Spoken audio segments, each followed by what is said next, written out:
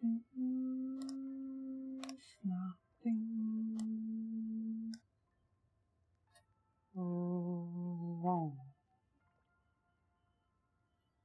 right?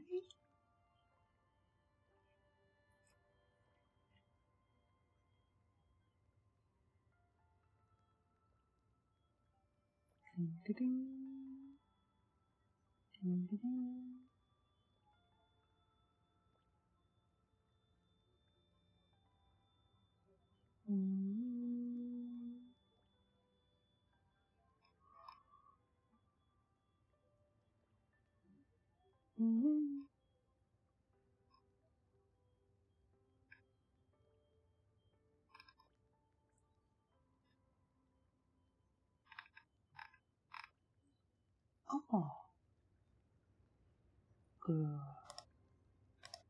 금요일에는 왜 안 쓰는지 몰라?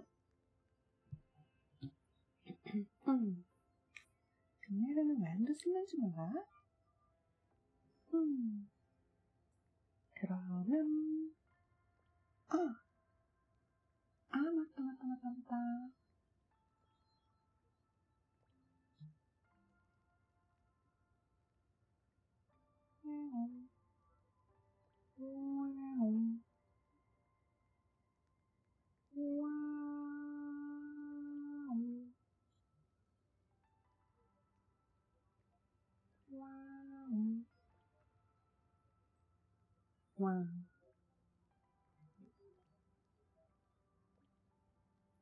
그러고 보니까 요즘 트위터에 들어가질 않았는데?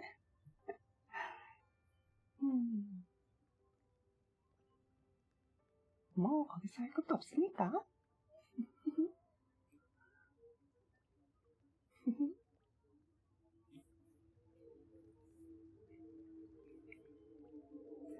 그의 전철 지나간다.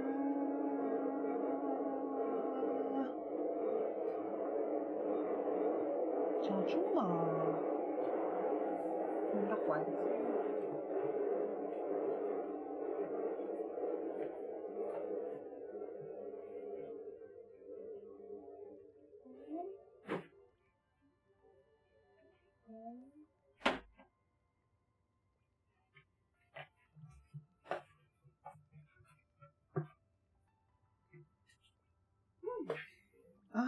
좋아.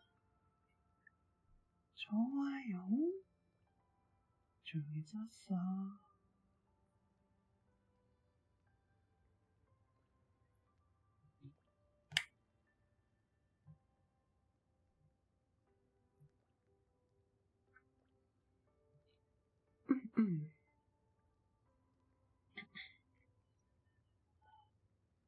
네, 여러분 안녕하세요. 쎄야쎄야.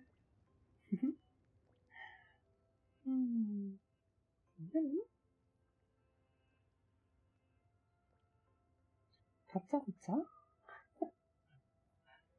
리버스 별 스토리를 밀어버릴 거예요. 말 그대로 다짜고짜.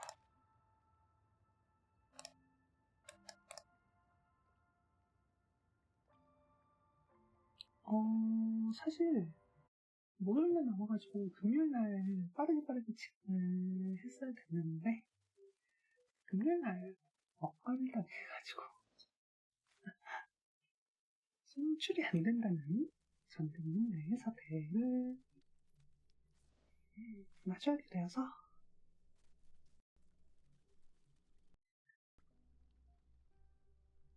이제 그런 거죠. 베레모, 책모자, 캡모자와 해적선장 모자는 바람과 비를 막아주고 더위도 피할 수 있지. 물론 난 모자 쓰는 걸 좋아.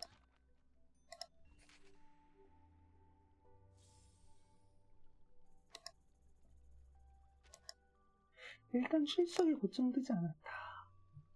매우 불안하다. 아니 물론 당장에 모집을 할 수 있는 게 아니긴 한데 당장에 모집을 돌리고 들어갈 수 있는 게 아니란 말이죠. 그렇긴 한데,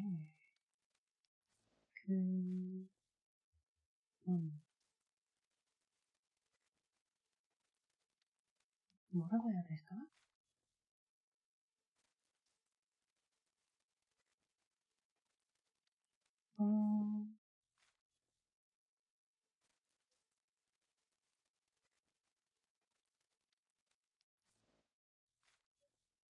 어? 진짜 뭐라고 해야 되지? 가채쇼를 못한다고 확정이 나버리는 게, 그건 너무 슬프니까.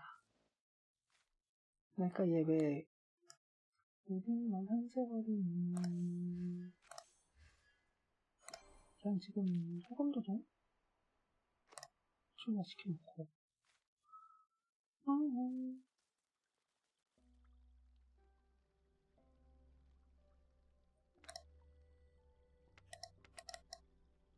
모집은 어차피 안 들어가집니다. 애초에 들어갔을 때 곧장곧장 나와주는 애들이 안 나와.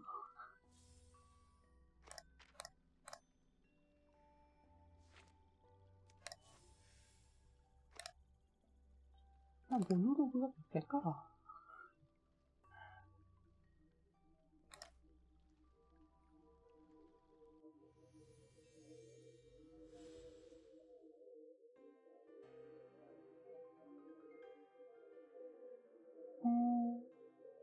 금빛 왈츠.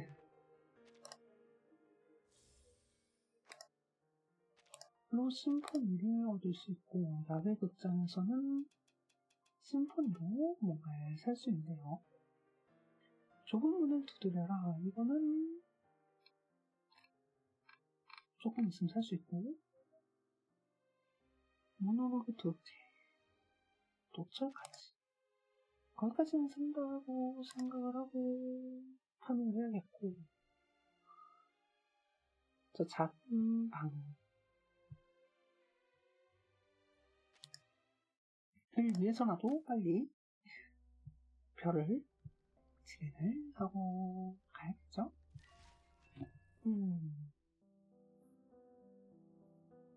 아시다시피 스토리 자체가 길어. 얘는 스토리 길어요. 로딩 시간까지 생각하면 오늘의 별이 다 못할 가능성이 높아. 그러니까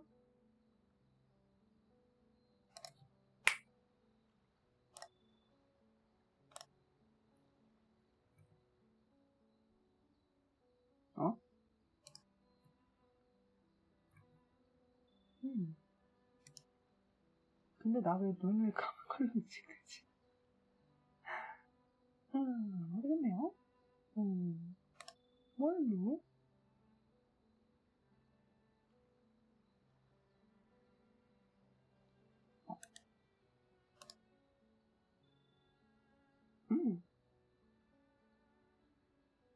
자, 그러면 대충 사이즈가 맞나? 맞네. 달콤한 만남부터 시작을 하죠. 분명 문장을 뭔가 사정이 있어서 가라로 밀어버리고 방송에서는 스토리를 제대로 안 본 것 같긴 한데 뭘로? 기억 안 나?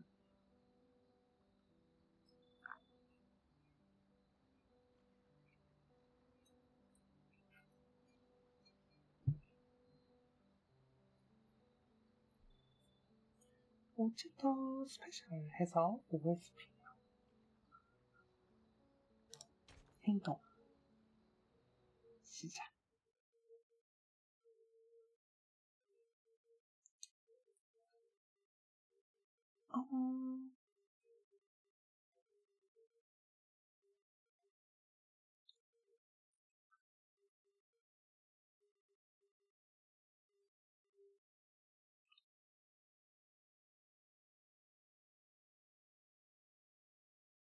딱 팔꿈치 가려지는 위치에 있네요. 카메티.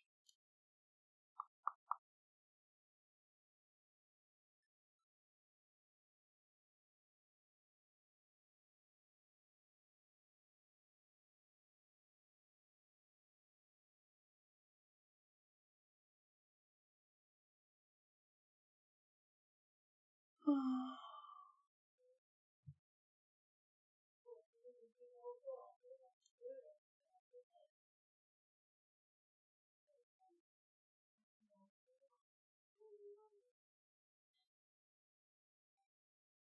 난 카메라 이거를 끄는 걸까?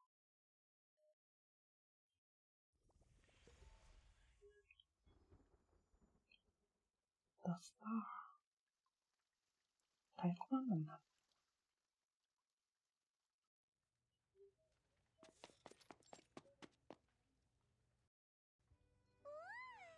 여기가 버티씨와 친구들이 다녔던 학교 도서관이구나. 사람 엄청 많다. 다 내 또래 같네.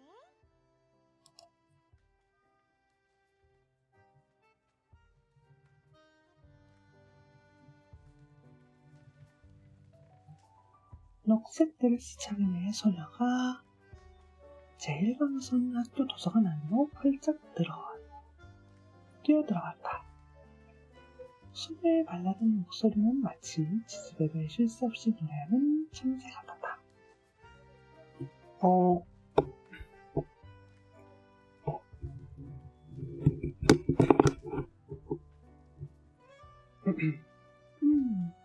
이 정도? 이래도 뭔가 중폭이 들어간 것 같은 소리가 나는데? 화면네? 소더비 장원서고에도 이렇게 책장이 많은데 여기도 장원처럼 연금술 공방이나 포션 창고가 있으려나?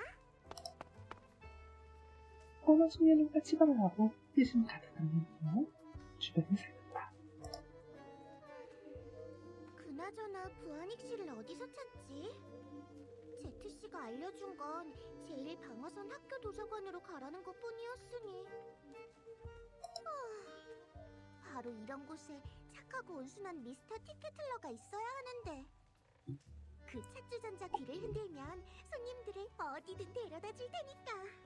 아니면 복도에 럭키데이 포션을 둔다든가. 내가 미리 만들어 왔으면 이런 일이 없었을 텐데. 부하닉 씨도 짜잔 하고 내 뒤에 나타났을 거야. 나 찾는 거야? 맞는다고. 아, 이거 뭐야, 저네?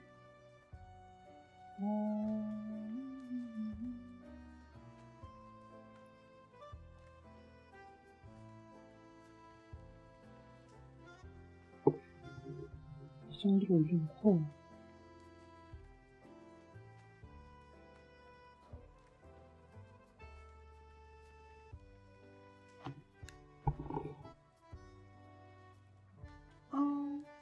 이 정도?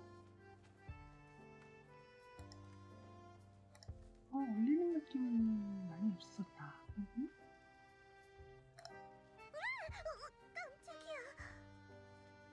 깜짝이야. 너무 크게 소리친 것 같아. 이미지를 신경 써야지. 소더비를 언니 치맛자락에 주름을 내만지더니 진짜 숙녀처럼 마틸다를 향해 살짝 손을 내밀었다. 안녕? 당신이 부하닉 씨야? 학교 학교 유니폼 차림에 호감을 인물이 도도하게 고개를 끄덕였다. 아무래도 맞는 것 같았다. 지금 이 순간이 역사적인 첫 만남이 될지도 모르겠다. 단번에 날 찾아내다니 굉장한데? 예지몽인가? 아니면 수정구 점술? 어느 쪽이든 대단한 마도학이야.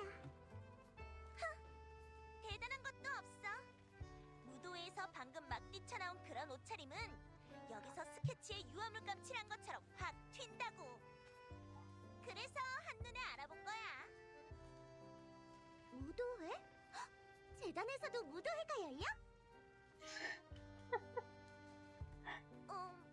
아니, 내 말은 버틴이 데려오는 친구들은 다 이런가? 어쨌든 제트 씨한테 얘기 들었어. 여기서 숫자를 신봉하는 학파의 자료를 열람하고 싶다며? 맞아. 무화상 선생님이 재단 자료실은 본인이 찾아볼 테니 제일 방어선 학교 도서관은 나한테 맡긴다고 하셨어. 우리가 학파 정보를 찾아내면 버틴 일행에게 큰 도움이 될 거야. 안 안타깝지만 소더비 아가씨, 넌 현실에 실망하게 될 거야. 네가 티켓틀러 찻주전자 귀타령이나 하는 동안 관대한 교율 보조교사가 귀한 연락 권한을 신청했거든. 그런데 도서관에서 숫자와 관련된 밀교 활동 기록은 찾지 못했어. 저게 아케론 석파였나? 말하는 날개를 붙은 소리였다. 하지만 무화상 선생님이 여기에 스트론세이의 등에 가득 실을 만큼 책이 많다고 하셨는데 약간 과장되긴 했지만 맞는 말이긴 해. 그런데 몇 년 동안 폭풍우의 영향을 받은 탓에 관리자가 더 중요한 자리로 차출됐거든. 그래서 오래된 서적을 다시 정리할 틈이 없었어. 일부는 혼란한 와중에 유실되기도 했지. 내가 찾은 건 피타고라스의 전설과 정리 모음뿐인데 그건 버틴의 상황과 별로 관련이 없는 것 같고. 피타고라스 학파를 모티브 삼은 게 아케이론 학파 아닐까요? 부하닉 씨는 마치 안개처럼 흐릿한 눈동자를 마주했다. 그러니까 내가 도움이 안 되는 거네. 그런 감정적인 태도는 버려. 직무에 충실한 재단 직원에게 전혀 도움이 안 되니까.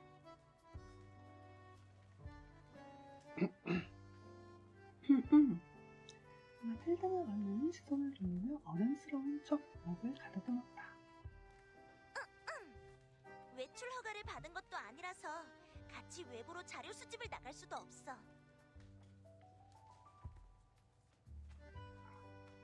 그런데 사실 자료를 보관하는 곳이 하나 더 있거든. 가장 우수하고 뛰어난 보조교사만 아는 곳이지. 만세!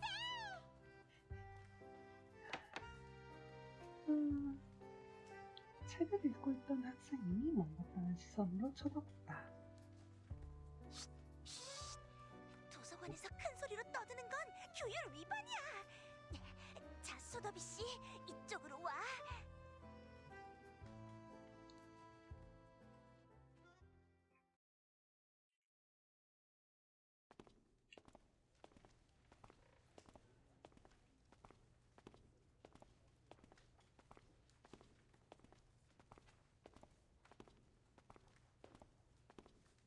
높이 솟은 서가. 낯선 환경. 쉽지 않은 인물. 소녀들은 생기 넘치는 물고기처럼 도서관을 물고 다녔다. 부하닉 씨, 도와줘서 고마워. 아까 무도회 얘기했잖아. 정말 오랜만에 들어본 말이었어. 아직도 기억나. 카슨 씨가 그랬어. 선행을 베푼 숙녀에겐 성대한 무도회로 보답해야 한다고. 아버지에게 편지를 쓸 거야. 그럼 아버지가 가라앉지 않을 새로운 이동식 로큰롤 파크를 지원해 주실 테니까. 이동식 로큰롤 파크? 응! 버틴 일행이 돌아오면 거기서 끝내주는 트위스트 파티를 열 수 있어.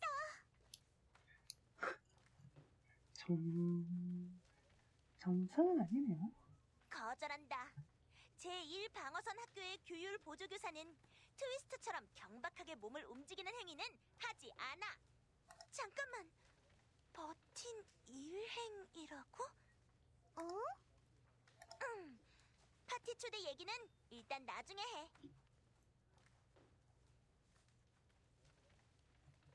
이 착한 마틸다 부하닉이 임무를 완수할 수 있게 도와주겠어. 물론 다른 목적이 있어서 그러는 건 아니야. 숙녀들의 발걸음이 점점 빨라졌다. 그리고 마침내 두 사람은 목적지에 도착했다.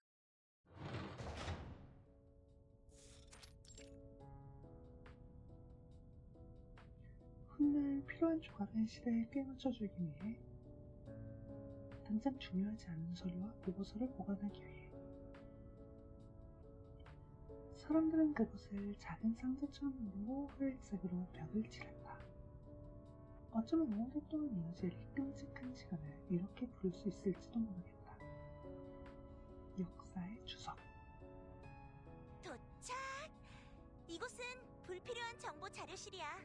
직원 대부분이 신경도 안 쓰는 곳이지. 하지만 성실하고 믿음직한 교율 보조교사는 그 어떤 작은 빈틈도 놓치지 않는 법. 그는 살짝 녹이슨 철문을 힘차게 두드렸다. 이제부터 널 제1방어선 학교 교율 보조교사의 제1조수로 임명하겠어. 소임을 다하는 직원이 될 수 있도록 내가 책임지고 가르쳐주지. 마틸다가 캐비넷을 덮어둔 커버를 끌어내렸다. 그러자 먼지가 사방으로 날렸다. 너에게 맡길 임무는 바로 색이나 되지 않은 옛날 자료들을 살펴보는 거야. 교율 보조교사가 먼지로 뒤덮이고 누렇게 변색된 서류를 꺼냈다. 찾을 수 있는 자료는 내가 다 찾아봤거든. 남은 건 이것뿐이야. 대부분 탈락된 행정 서류지. 우선순위가 낮은 쓸데없는 자료나 신입 조사원의 반려된 기준 미달 보고서 같은 거. 미리 말해두는데 이건 일부러 너희를 위해 내가 선별해둔 게 아니야.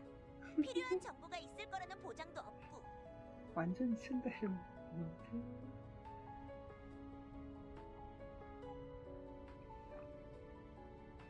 라고 할 수 있겠네요. 괜찮아. 나한테 맡겨. 나 책 보는 거 좋아해. 정말로 그랬으면 좋겠네. 자, 여기 열쇠 잘 챙겨. 저쪽에 쿠션 있으니까 저기 앉아서 정리해도 돼. 치마가 도리자에 더럽혀지면 안 되니까.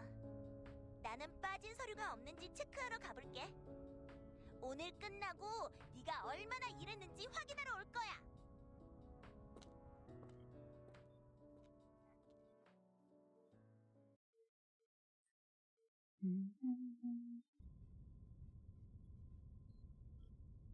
다시 확인해봐도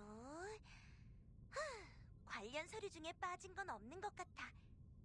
으이, 힘들다. 그나저나 그 아가씨가 지루한 서류들을 다 볼 수 있으려나? 뭐 벌써 잠들었을지도 모르지. 꿈에서 찻주전자 귀나 기다리면서 말이야. 재단 전문 조사원은 파티나 열고 춤이나 춘다고 될 수 있는 게 아니라고. 그 애가 꿈에서 깨면 그 선생한테 돌려보내야지.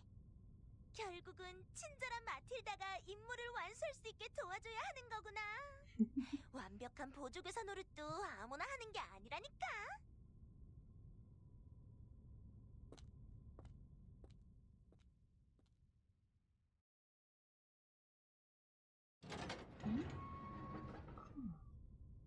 마틸다가 자료실 문을 슬며시 열었다. 그런데 놀랍게도 누군가 마틸다를 열렬히 맞이했다. 마틸다 씨!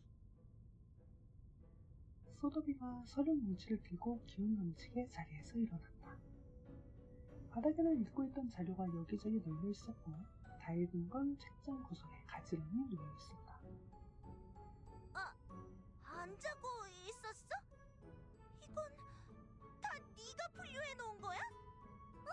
맞아. 소더비는 이런 괴상한 책을 읽는 걸 좋아하거든. 놀라운 이야기가 잔뜩 있던걸. 아버지가 집에 안 계실 땐 사사나가 붉은 벼슬 뾰족한 부리를 가진 짐승들이 태양을 깨울 때까지 곁에서 책을 같이 읽어줬어. 그리고 이 자료들도 무화상 선생님이 내주시는 숙제보다 훨씬 적은데 뭐. 이것 좀 봐. 여기 코니 강변에서 온 사람이 혼자서 아팡크 무리를 길들였다고 해. 정말 대단하지? 아팡크가 뭔데요? 그래. 신입 조사원의 기본 소양은 나름 갖춘 것 같네. 나의 제1 조수로 이만하면 합격이지. 승리는 교육 보조 교사가 뭐라고 중얼거리든 안중에도 없었다. 그저 자신이 발견한 걸 알리기에 바빴다. 내가 아주 재밌는 보고서를 발견했어. 폭풍우랑 숫자에 관련된 내용이 엄청 많아. 버틴에게 도움이 될까? 어? 줘봐. 소금이가 눈앞에 바른 종이 뭉치를 건넸다. 보고서는 앞부분이 없었지만 거기에 적힌 글씨는 깔끔하고 반듯했다. 기록자의 빈틈없는 성격이 보이는 듯했다. 이런 보고서는 규정에 맞지 않는다는 걸 인정한다. 하지만 그걸 숨기는 것 또한 진실과 인류의 이성을 짓밟는 짓이다. 나는 평화와 이성, 정의와 같은 신조를 한시도 잊어본 적이 없다. 그렇기에 이 모든 걸 그대로 기록하기로 마음먹었다. 우리 시대의 가장 가시적이고 중대한 위기는 이미 오래전에 도래했다. 그렇다면 그것은 대체 무엇을 의미하는가? 기억하는 사람 하나 없는 밀레니엄의 밤. 눈을 뜬 찰나의 순간, 시간은 1996년으로 되돌아갔다. 당시 아무것도 모른 채 무채색의 콘크리트 지붕 밖으로 나왔을 때 우리가 맞이한 건 낯선 시대 아침 햇살이었다. 전 세계적인 시간의 재난 속에서 우리는 생각지도 않게 살아남았다. 어째서 재단 본부는 1996년으로 돌아가지 않은 걸까? 왜 우리는 바깥 세계에서 과거의 자신을 만난 적이 없는 거지? 지구상에 과거로 되돌아가지 않은 구역이 또 있을까? 이 모든 일의 원인은 무엇일까? 이 목소리 누구 목소리지? 나는 모른다. 아무도 알지 못한다. 그리고 시간이 다시 역행했을 때 우리는 80년대의 그 비를 목도했다.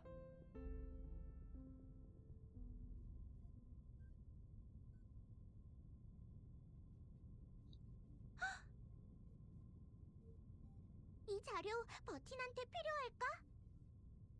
아무래도 그럴 것 같아. 그녀의 목소리가 살짝 떨렸다.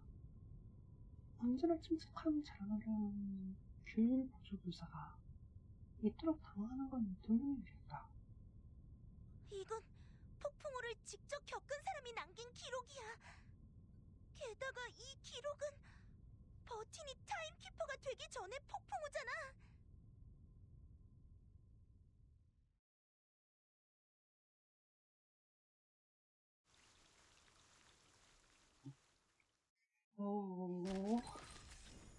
특별편이 단순 외장 스토리가 아닌데?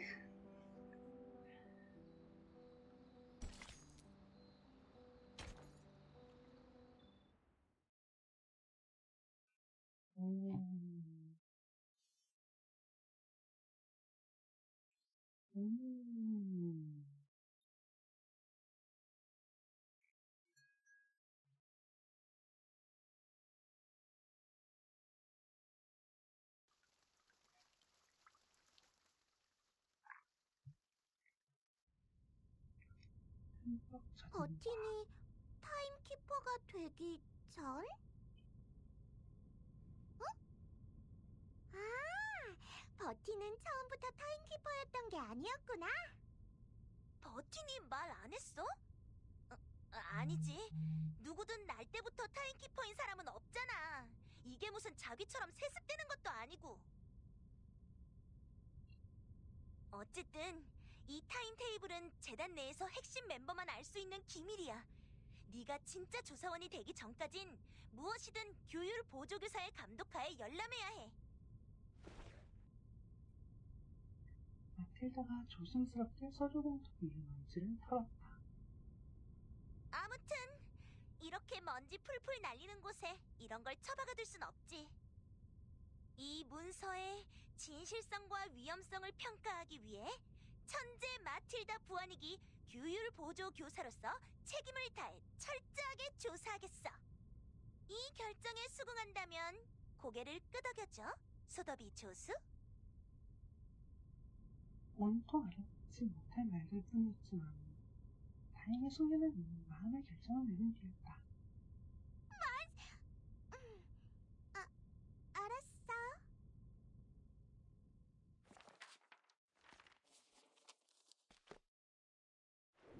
1996년이 한없이 무지한 아침이었다면 1985년은 더없이 잔인한 밤이었다. 시간이 또 역행할 거라는 건 아무도 예상하지 못했다. 역행이 의미하는 바를 아는 이도 없었다.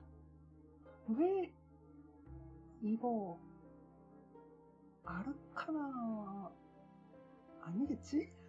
아직도 파울리나의 비명이 생생하게 떠오른다.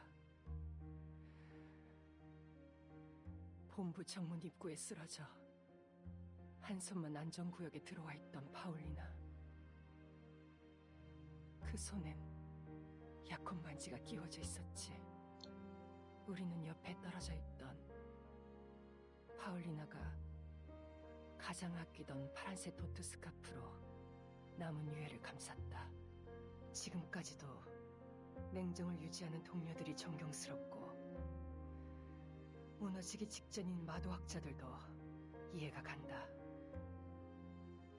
내 몸에 흐르는 4분의 1의 마도학자 핏줄과 상관없이 돌이킬 수 없는 거대한 비극 앞에서 보이는 인간의 본능에 공감하는 것뿐이다.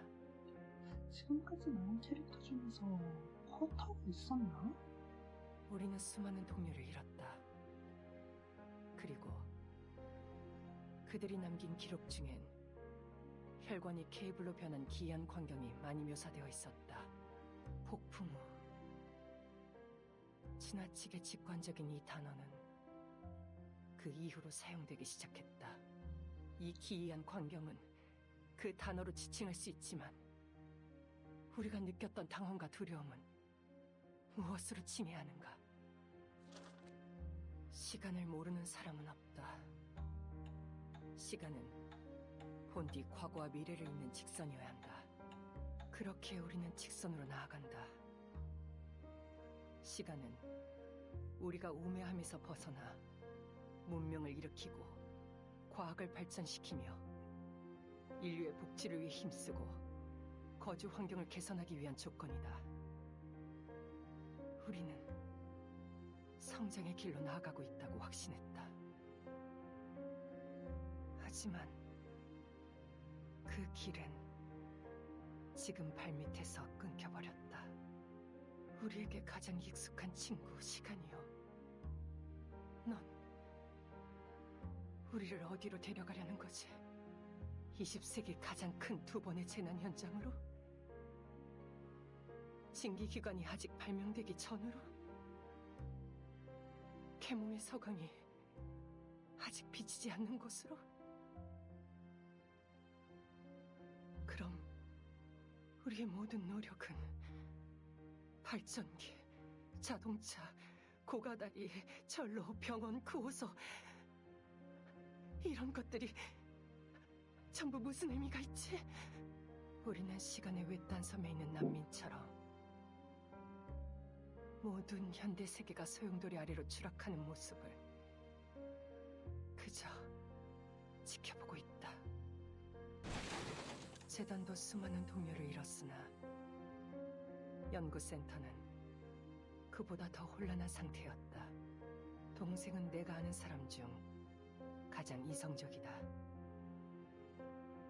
시대가 다시 역행한 첫째 날, 동생은 차분한 모습으로 이렇게 말했다. 적어도 뉴턴이 얼마나 정확했는지 다시 검증해 볼 수 있겠어. 고전 역학은 시간의 화살을 준 적이 없으니까.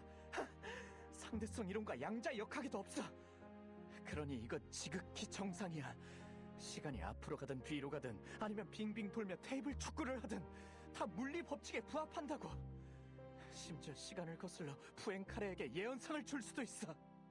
다음날 동생은 과음으로 6층에서 굴러떨어져 죽을 뻔했다.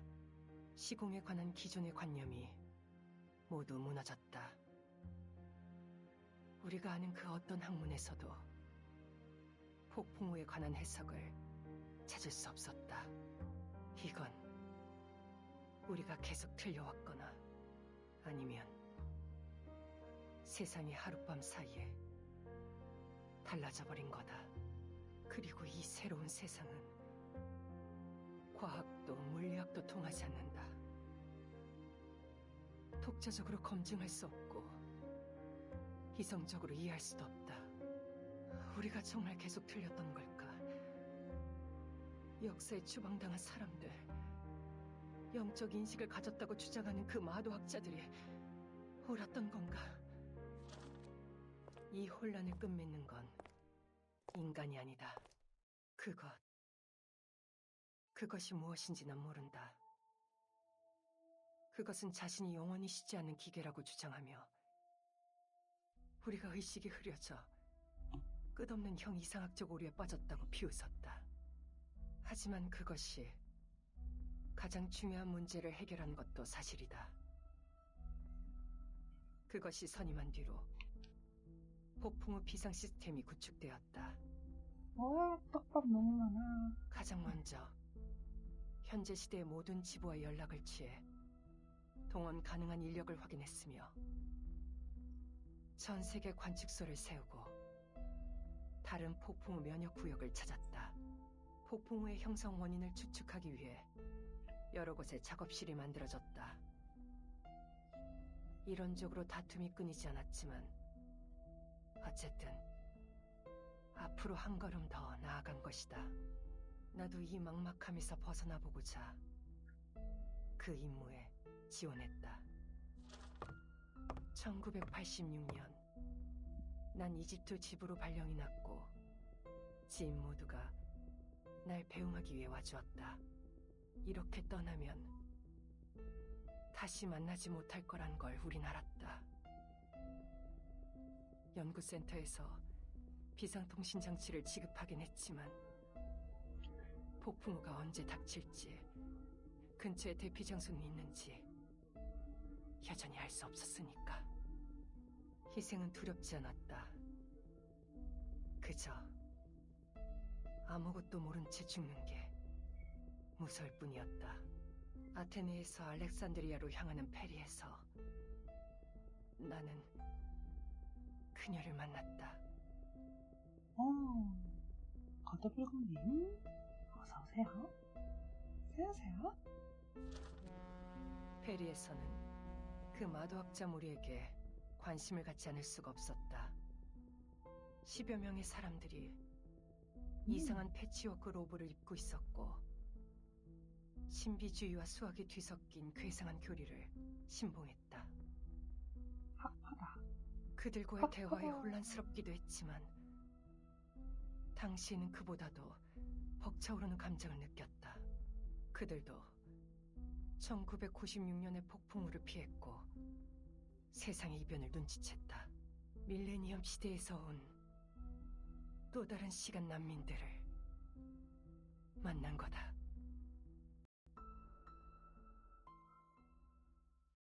이게 이제 5장에 나오는 학파 아닌가라는 생각이 드네요. 잠깐. 폭풍우를 피할 수 있는 마도학자 무리?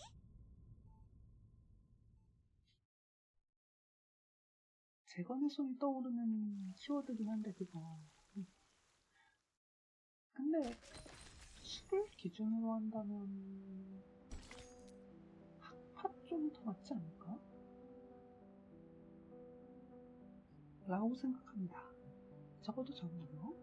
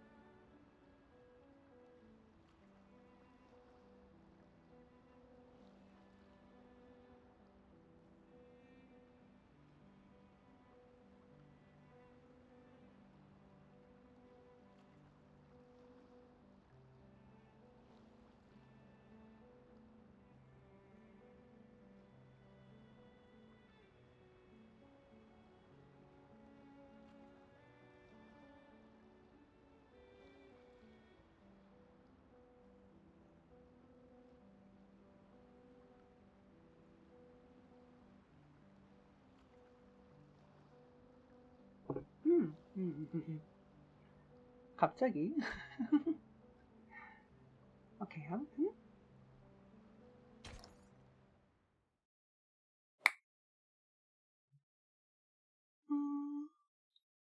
일단은 재건의 손이거나 합하거나 만났다는 그녀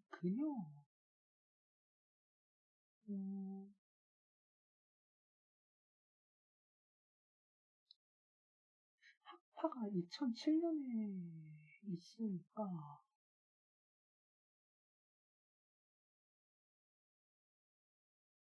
재해가 일어나고 한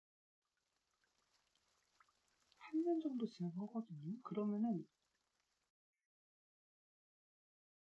머리가 한번 바뀌었을 수 있겠다. 신비주의와 수학이 뒤섞인 지중해의 페리?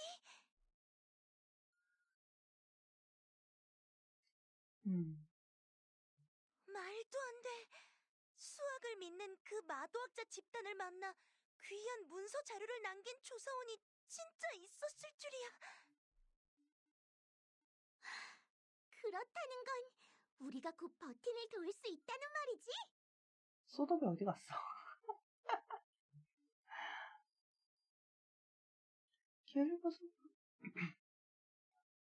교일보조 교사의 조수가 환호했다. 물론이야. 이건 우리가 오늘 고생한 노동에 대한 보답이지. 그런데 이런 중요한 기록이 어째서 불필요한 정보 자료실에 버려져 있는 걸까? 저거 작성자가 아무리 생각해도 아르카나일 것 같다는 생각이 든다는데 자꾸. 그래서 재단에 나와서 재건의 손을 만들어버린 거지. 폭풍우가 지나간 뒤 혼란한 와중에 잘못 들어간 건가? 마틸다는 당혹스러운 마음을 접어두고 기록의 다음 페이지를 펼쳤다. 여기서 가장 친하게 지낸 사람은 휴였다. 그는 마도학자 출신의 엔지니어였으며 우린 인류 과학기술에 대한 애정이라는 나름 같은 공감대를 갖고 있었다. 붉은 머리의 30대인 휴는 양볼이 푹 꺼졌고 눈병 때문에 많이 우울했다. 붉은 머리. 5장에 붉은 머리 캐릭터가 있었던 것 같은데? 37친구. 37친구 걔가 붉은 머리 아니었나요? 빈틈없고 고든 성격의 그는 늘 책상에 앉아 일했다. 그 모습에 나는 술탄의 궁에서 평생 고생하다 결국 두 눈을 잃었다던 세미라 대가의 이야기가 떠올랐다. 그가 딸의 사진을 보여주었다. 난 자식이 없지만 딸의 부모인 사진. 그가 얼마나 행복한지 여실히 느낄 수 있었다. 딸도 붉은 머리인 것 같아. 휴는 그 무리에 가장 어울리지 않는 사람이었다. 그들의 실질적인 리더는 그녀였다. 뭐라고 해야 할까? 그녀는 유성이나 허리케인처럼 천재지변 그 자체였다. 그 이름처럼 단순했지만 또 많은 것을 내포하고 있었다. 부디 나약한 나를 용서해주길 바란다. 지금도 난 여전히 그녀의 이름을 언급하고 싶지 않다. 그것도 이름이라고 할 수 있다면 말이다. 이름이라. 이름 같지 않은 이름. 사실 그녀는 정이 많고 다정한 사람이었다. 내가 만나본 미등록 마도학자 중에서 재단에 상당히 우호적인 편이었다. 딸이 있다고 들었지만 그래도 그녀는 꽤 어려 보였다.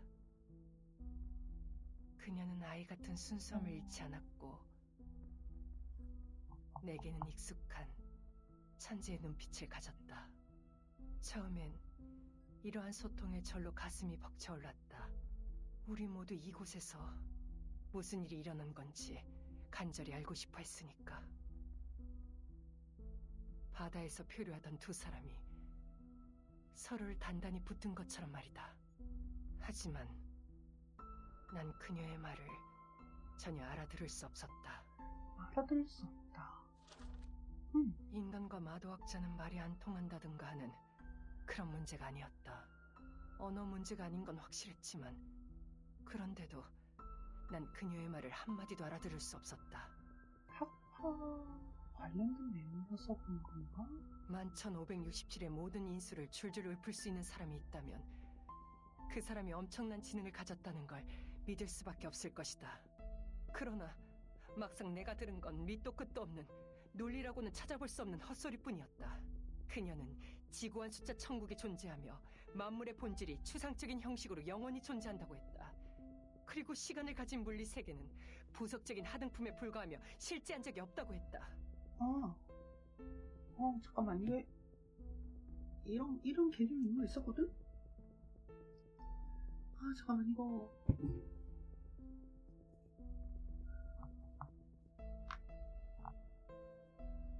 이데아였나? 아니야, 이데아 아니야.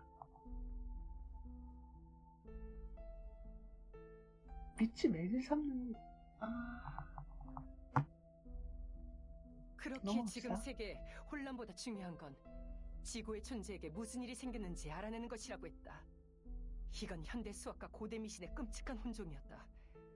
플라톤이 무덤에서 벌떡 일어날 헛소리였으며 오만에 빠진 마도학자의 교만한 예언이었다. 영혼의 숫자라는 운명론적 헛소리는 더 말할 것도 없다. 뉴에이지 운동도 이보다 더 미친 소리를 하진 않았다. 심지어 그녀는 다음번에 역행하는 연도를 알고 있다고 말했다.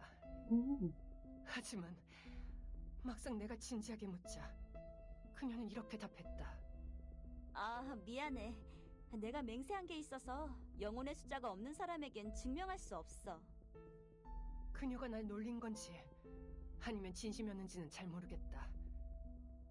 하지만 하늘의 이치를 어떻게 깨달았는지 나에게 알려주고 싶었던 것 같다. 그녀에게 모든 규칙은 논리적 추론보다는 직관적인 통찰의 대상이었다. 지금은 식스가 저 학파 쪽 수장인 것 같은데 그 이전에 수장이었던 사람인가 보네요. 혹시 안 보이는 거야? 바로 눈앞에 있잖아. 내가 이해가 안 간다는 말을 30번이나 말하고 나서야 그녀는 아쉬워했다. 차라리 이게 신적 모욕이었다면 좋았을 텐데. 하지만 진짜로 날 열받게 한 건 과학과 실험 방법을 무시하는 그녀의 태도였다. 이론에서 가장 중요하게 생각하는 건 신뢰성과 보편성, 그리고 보급 가능성이었다. 참이라는 것은 근대 과학의 기반이며 이를 통해 우리는 세상을 바꿔나갔다. 하지만 그녀에게 가장 중요한 건 그것의 미적 가치였다. 난 그녀와 현 상황에 관한 이야기를 나누었다. 우리가 폭풍우의 규칙을 찾아내면 더 많은 이들이 비의 장막을 넘고 소중한 과학기술과 문화를 보존할 수 있을 거라고. 이는 쉬운 일이 아니었으며 많은 인력이 필요했기에 난 진심을 담아 그들에게 우리와 함께하자고 요청했다. 하지만 그녀는 잘해봐야 재단이 세력을 키우는 데 도움만 될 뿐이라며 코웃음쳤다. 순수 수학이 아름다운 건 전혀 쓸모가 없기 때문이야. 그래서 이 더러운 세상에서도 고결함을 유지하는 거지. 당신들 같은 인간은 그걸로 탄도나 계산하긴 하지만. 그녀는 제안을 거절했고 우리의 폭풍우 관측 계획을 폄하했다. 당신들의 그 관측소는 실패할 거야. 한없이 약한 물리세계에 의존하고 있잖아. 당신들의 노력도 해변에 박힌 모처럼 다음 파도에 씻겨 사라지겠지. 당신은 이렇게 답했다. 모래 위에 탑을 쌓는 것처럼 쓸모없는 짓일지는 모르겠지만 그래도 누군가는 해야만 해요. 해변 구석구석 다 돌아보기 전까진 누구도 우리 발밑의 세계가 돌이킬 수 없는 폐허가 됐다고 단언할 수 없으니까. 참 신중하고 이성적인 발언이야. 하지만 이 세상은 이미 폐허에 불과한 걸. 대화는 별 성과 없이 끝나버렸다. 세상을 향한 마도학자의 징후는 대체 어디서 비롯된 걸까? 어쩌면 이 세상에 받아들여진 적이 없기 때문일지도 모르겠다. 그녀는 이런 독한 말을 한 적이 있다. 인간이 의지해온 경험적 세계는 이미 끝났어. 당신들이 우릴 조롱할 때 즐겨 쓰는 표현대로 말하자면 왜 현실을 받아들이지 않지? 하지만 자신이 굳게 믿는 영적 인식과 숫자로 발표된 예언에 관해 그녀는 논리적인 증명을 제시한 적이 없다. 그 이유는 바로 그녀가 어느 돌 앞에서 금원의 맹세를 했기 때문이다. 그래서 여기선 사이비 같은 헛소리밖에 할 수 없는 거다. 그녀는 전두엽의 이상 증상을 신의 뜻으로 착각하는 그 미치광이들과 다를 줄 알았건만 결국 이렇게 되어버렸다. 인류의 이성을 걸고 맹세컨대 난 이 모든 것이 그저 황당무계한 말인 줄로만 알았다. 그날이 오기 전까진. 헛소리가 아닌 게 드러나겠네요. 에피소드에서. 제트씨가 그랬어. 그 섬의 마도학자는 다 이름이 숫자라고. 그들은 숫자가 한 사람의 본질이라고 믿고 있거든. 기록자가 그녀의 이름을 밝히지 않으려고 한 건 신앙적 갈등 때문인가? 헛소리라도 되나? 마치 학생이 몰래 교실로 들고 돌아온 소설을 본 사람. 마틸다가 얼른 다음 페이지를 펼쳤다. 하지만 현실은 그녀의 기대를 저버렸다. 어라, 마지막 페이지였잖아. 갑자기 끝나버린 모험 이야기에 물거품이 되어 사라져버린 기쁨에 교율 보조교사는 초조한 듯 숨수건을 넘겨주었다. 아니, 쓰다만 보고서를 내면 심사평가가 어렵단 말이야. 심지어 이 사람은 자기 이름도 안 남겼어. 걱정하지 마, 마틸다 씨. 내가 이런 경우를 자주 봤거든. 용감한 티폰이 주피터를 몰아내면 자동섬으로 돌아가지만 유리상자 씨의 귀만 돌리면 티폰은 몇 번이고 계속 달려나올 거야. 이게 무슨 소리? 무화상 선생님이 그랬어. 그건 희망을 여는 열쇠라고. 잠깐! 혹시 그거 기계식 텔레비전의 애니메이션을 말하는 건 아니지? 일명 넘치는 숙녀는 교육 보조교사의 눈에도 아랑곳하지 않고 희망의 길을 찾는 듯 주변을 두리번거렸다. 소더비 씨, 동작 그만! 이제 쿠션 위에 얌전히 앉아서 내 말 들어. 이건 정식 재단 조사원이 상세하게 남긴 기록이야. 사람 감질나게 하는 TV 프로그램이 아니라고. 그러니까 다른 곳에서 그 나머지 부분을 찾을 수 있을 거야. 알겠다. 코코아 나무 요정이 아랫부분을 물고 간 게 아닐까? 보통 소량의 루나픽사로 유인하면 마구간에 묻어둔 둥지를 찾을 수 있어. 다른 사람이 그걸 가져갔단 소리야? 그럴 수도 있지. 재단에선 자료 분실 사건이 벌어질 리가 없으니까. 특히 규율 보조교사의 관할 구역이라면 더더욱. 그럼 얼른 루나픽사를 준비하자. 코코아 나무 요정이 제일 좋아하는 폴짝폴짝 마력 점핑빈도. 그런데 지금 소더비에겐 그 많은 재료가 없어. 그래도 편지를 쓰면 한 달 안에 될 거야. 그녀는 교육 보조교사는 어디로 튈지 모르는 이 대화를 참아줄 수 없었다. 아니, 그런 건 필요 없어. 심오했던 마틸다는 이내 결연하게 수정구를 꺼냈다. 반드시 찾고 말겠다는 듯 마틸다의 얼굴에 단호한 미소가 떠올랐다. 잘했어, 소도비 주스. 이 귀한 문서를 찾아낸 것만으로도 내가 준 임무를 아주 훌륭하게 완수한 거야. 이제 이 위대한 마틸다가 나설 차례야.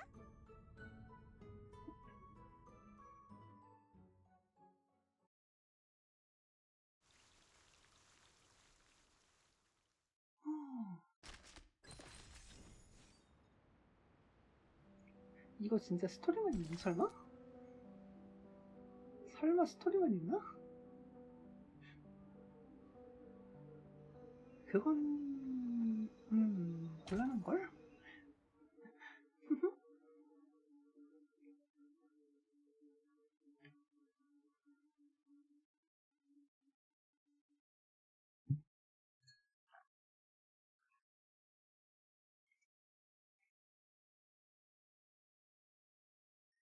더 이상 마실 게 시원하지 않아져 버렸어요. 정말 슬픈 일이에요.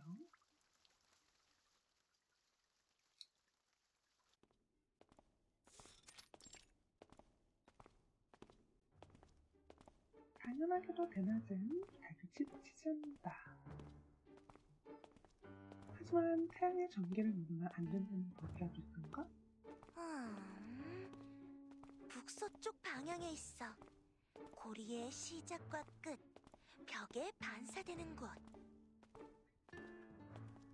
마틸다는 조심스럽게 수정구를 들고 그 안에 있는 흐릿한 광경을 해석했다. 소더비가 호기심 같은 표정으로 그 뒤를 따랐다. 제1방어선 학교의 북서쪽. 이건 해석하기 쉬워. 고리의 시작과 끝도 어렵지 않아. 연구센터의 상징이 바로 우로보로스. 자기 꼬리와 이어진 뱀이니까. 우린 이미 도착한 거야.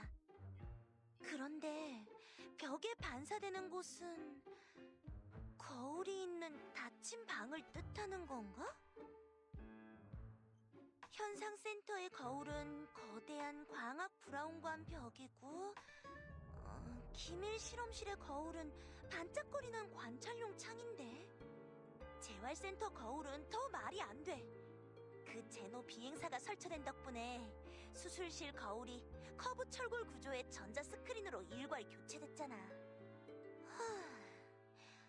대체 어디지? 마틸다는 수정구에 비친 모습이 더 선명해지도록 한 바퀴 빙 돌았다. 그 순간 새하얀 뭔가가 옆으로 쌍하고 지나가는 바람에 하얀못하면 수정구를 떨어뜨릴 뻔했다. 사람 쳐놓고 사과도 안 해? 뭐? 에이씨, 이건 뭐야?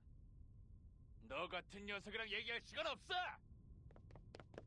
마틸다와 부딪힐 뻔한 남자는 용만 pompom은 입과 코를 가린 채 바르게 가버렸다.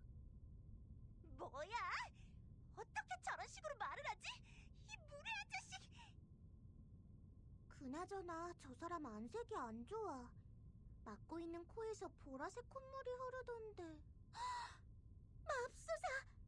설마 퍼플 클로산드라즙을 마신 거 아니야? 얼른 해독해야 해! 나올 때 봉황의 심장 신경을 챙겨올걸. 그런 건 대체 어디서 본 거야? 재활센터 쪽으로 달려갔으니까 걱정할 거 없어. 자기가 다 나았다는 걸 증명하려는 환자일 뿐이겠지. 다급해 보이던 눈도 어느새 사라지고 이쪽에 소란을 눈치챈 사람도 없는 듯했다.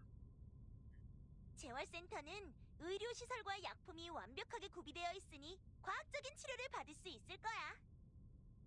그런데 그 사람 연구센터 유니폼을 입고 있지 않았어? 그리고 항상 여기 있던 안내원은? 연구센터 로비는 조용하기만 했다. 언제나 바쁘던 프런트엔 사람 그림자도 보이지 않고 은색빛이 번쩍거리는 자동 인증 장치만 잘 지키고 있었다. 다들 주말 파티라도 간 건가?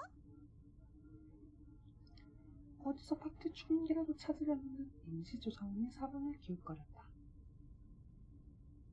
여기 연구원은 그렇게 한가하지 않아. 연구센터는 현재 가장 중요하고 시급한 폭풍우 면역 연구를 진행하고 있어. 특별한 용무가 아니면 방해하면 안 돼.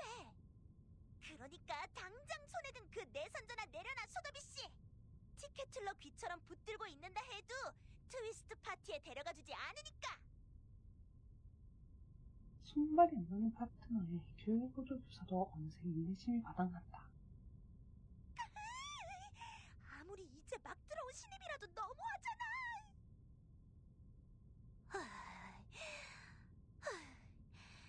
신입이 중요한 순간에 놀라운 능력을 발휘할 수 있도록 신중하고 인내심 있게 이끌어줘야 한다.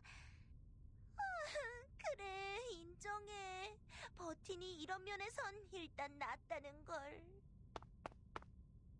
그 순간 뒤에서 들려오는 씹는 발걸음 소리에 마틸다의 투덜거림이 멈췄다. 부아닉 씨, 내가 프런트에 있는 지도를 살펴봤거든. 반사하는 벽? 이거 아닌가?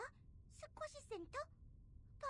신발 마크도 튕겨나오는 공이잖아. 어디 봐봐. 오,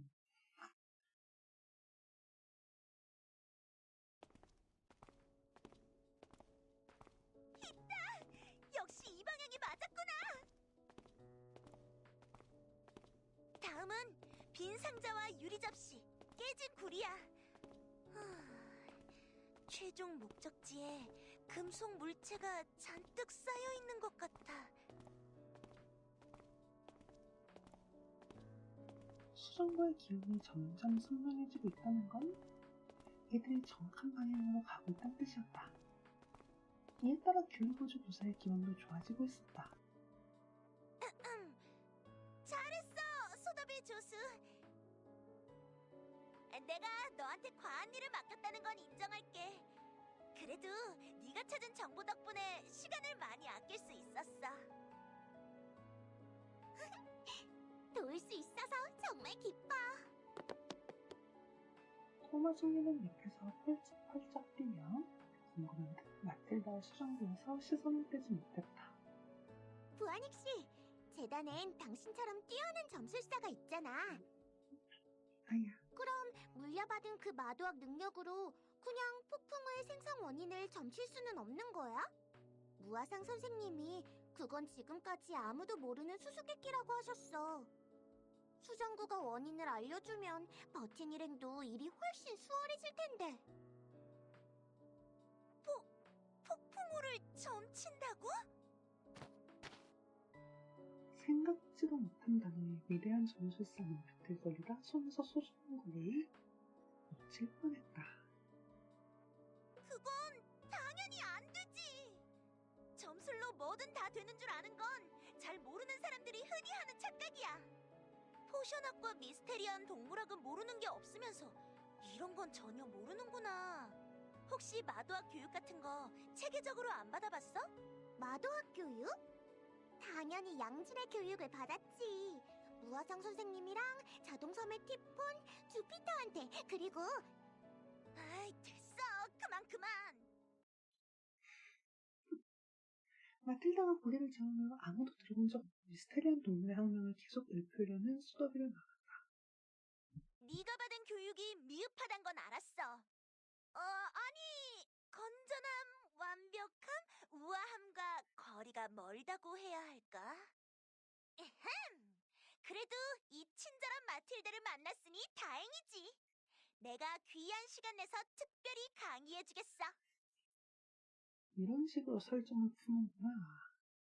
목을 가다듬은 훌륭한 보조교사는 12살 때 들었던 수업 내용을 떠올리기 시작했다. 마도학자가 연구하는 지식에는 인간의 과학과 겹치는 부분이 있어. 포션학과 연금술 실험 같은 게 그렇지. 그 자체가 현대 약학과 화학의 전신 같은 거야. 그런데 마도학자는 다른 방면의 지식, 그러니까 영적 인식을 더 중요하게 여기거든. 점술로 얻은 지식도 여기에 속해.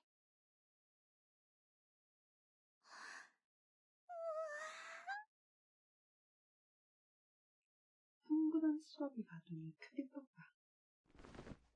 노트를 꺼낸 마틸다. 마틸다는 그럴듯하게 뭔가를 그렸다. 가령 인간 연구원 2명이 동시에 두 장소에서 스넬의 굴절 법칙을 검증한다고 쳐. 그럼 두 사람은 결국 같은 결과를 얻게 될 거야. 아니면 포션학자 2명이 동시에 같은 재료와 레시피를 사용한다고 쳐. 그럼 그들도 비슷한 효과의 기침약을 만들 수 있겠지. 그런데 점술사 2명이 동시에 같은 일을 점친다면 이 둘이 본 화면은 전혀 다를 거야. 점괘가 보여주는 건 그저 전조일 뿐이거든. 그 해석의 본질은 현재의 모든 것에 대한 추론을 바탕으로 하기 때문에 정해진 답이 없어. 두 점술사가 우연히 비슷한 결론을 냈다 해도 그건 일반화할 수 없지. 그래서 동료 심사로 자신의 정확성을 검증하는 점술사가 없었던 거야.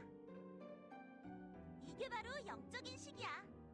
유일무이하고 이성처럼 어디든 다 적용할 수 있는 존재가 아니지. 노트를 덮은 마틸다는 소더비에게 손가락을 흔들며 말했다. 한마디로 누군가 폭풍우의 원인을 점쳤다 해도 점술만으론 결론을 검증할 수 없어.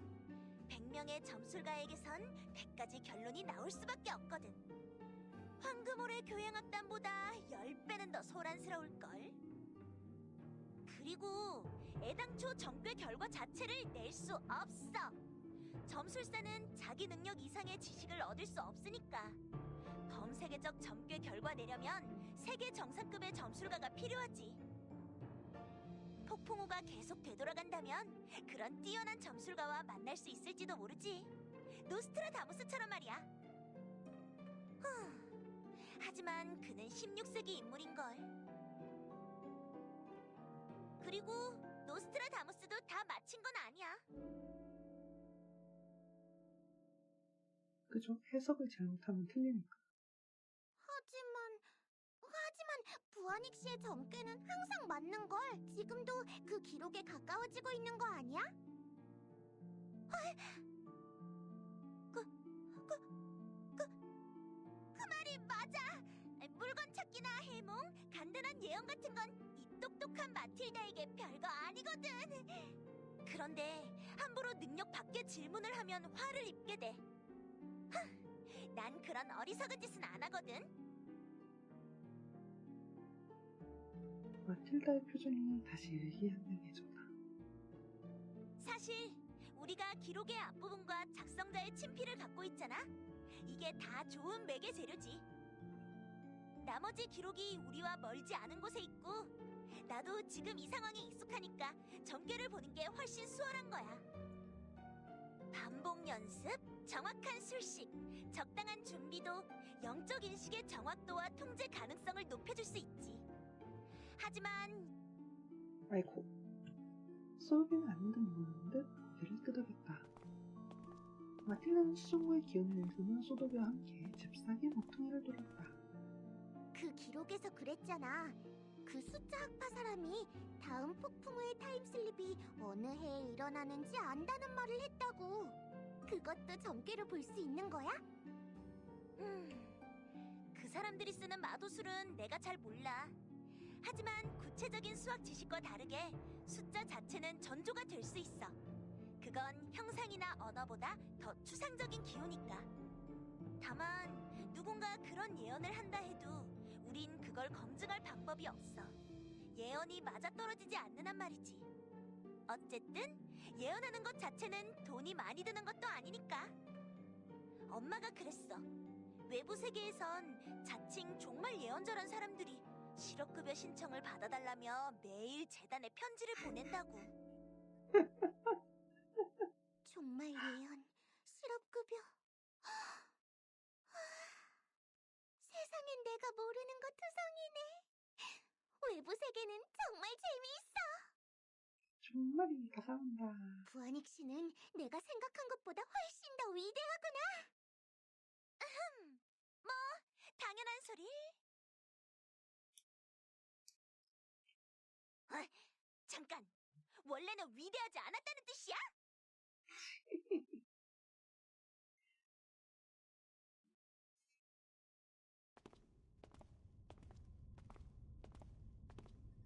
어느새 복도 끝에 도착했다.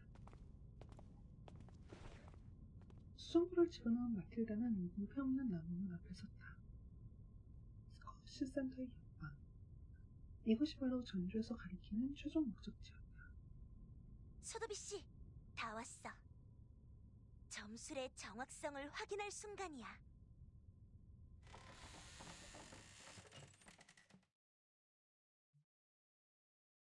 그녀는 살며시 문을 열었다.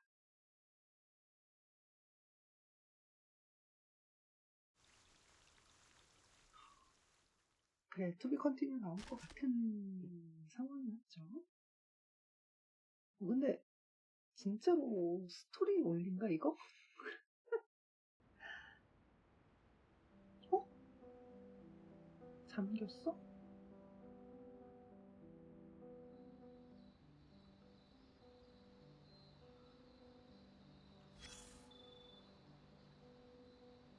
어?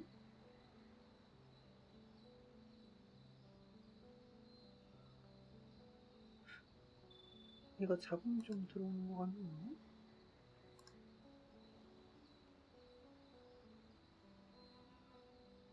어?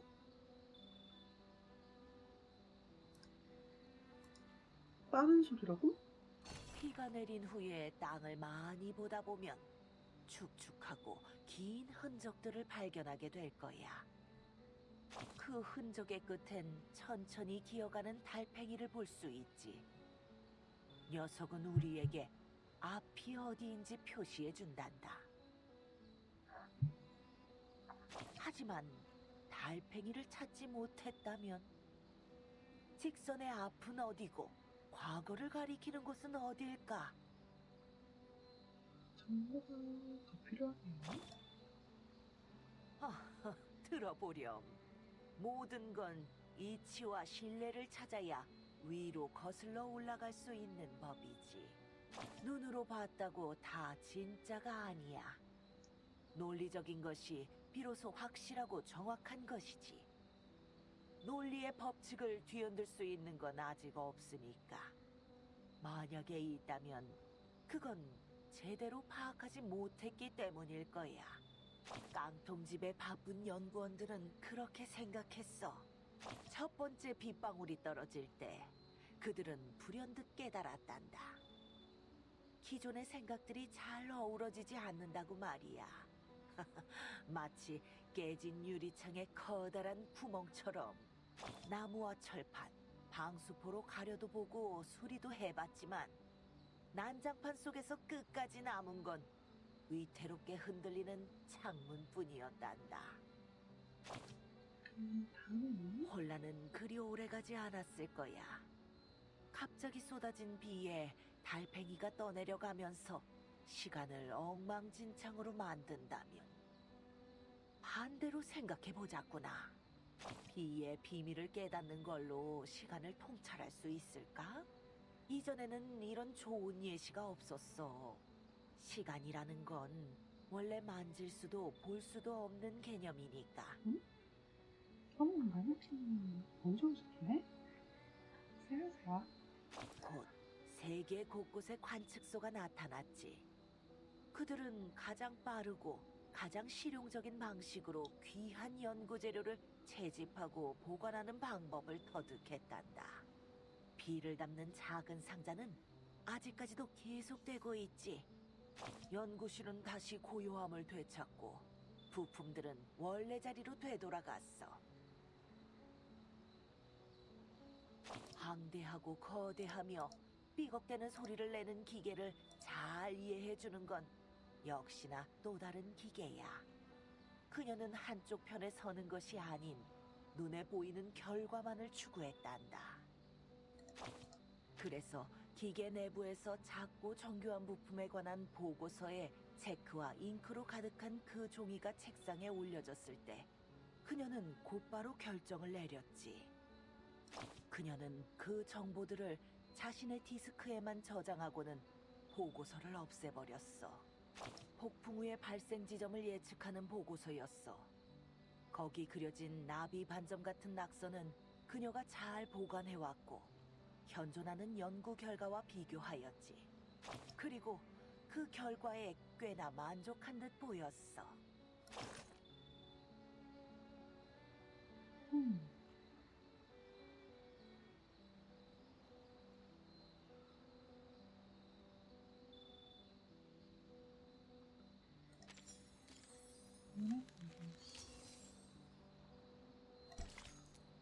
진짜 스토리만 있나? 하긴 전투를 할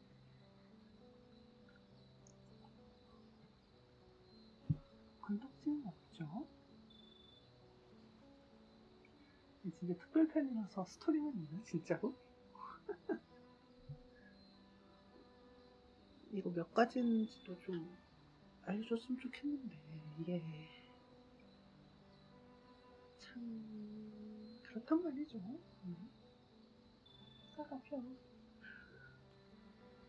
까갑하단 말이에요.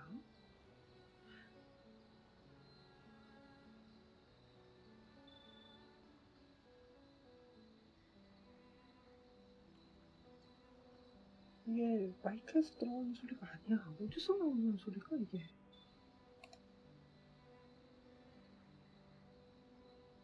데스크탑? 데스크탑?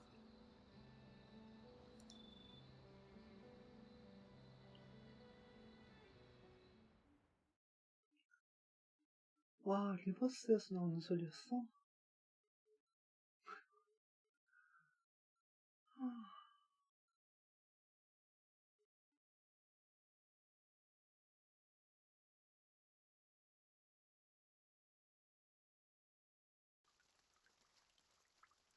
침대도.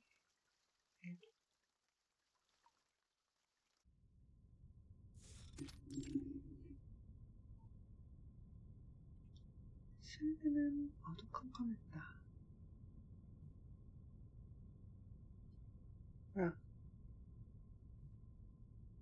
내부는 파일 캐비닛과 문서, 그리고 라플라스의 기괴한 장치로 가득했으며 그 모습은 마치 아무도 사용하지 않는 창고처럼 보였다. 여기 혹시 스쿼시 센터 분실물 보관소야? 마틸다가 사방의 문들을 휘휘 저으며 당장이라도 넘어질 듯한 캐비넷으로 힘겹게 걸음을 옮겼다. 수정에 나온 깨진 구리. 우리가 찾아야 하는 건 자물쇠가 걸려있는 것 같지만 실제로는 잠겨있지 않은 무언가야.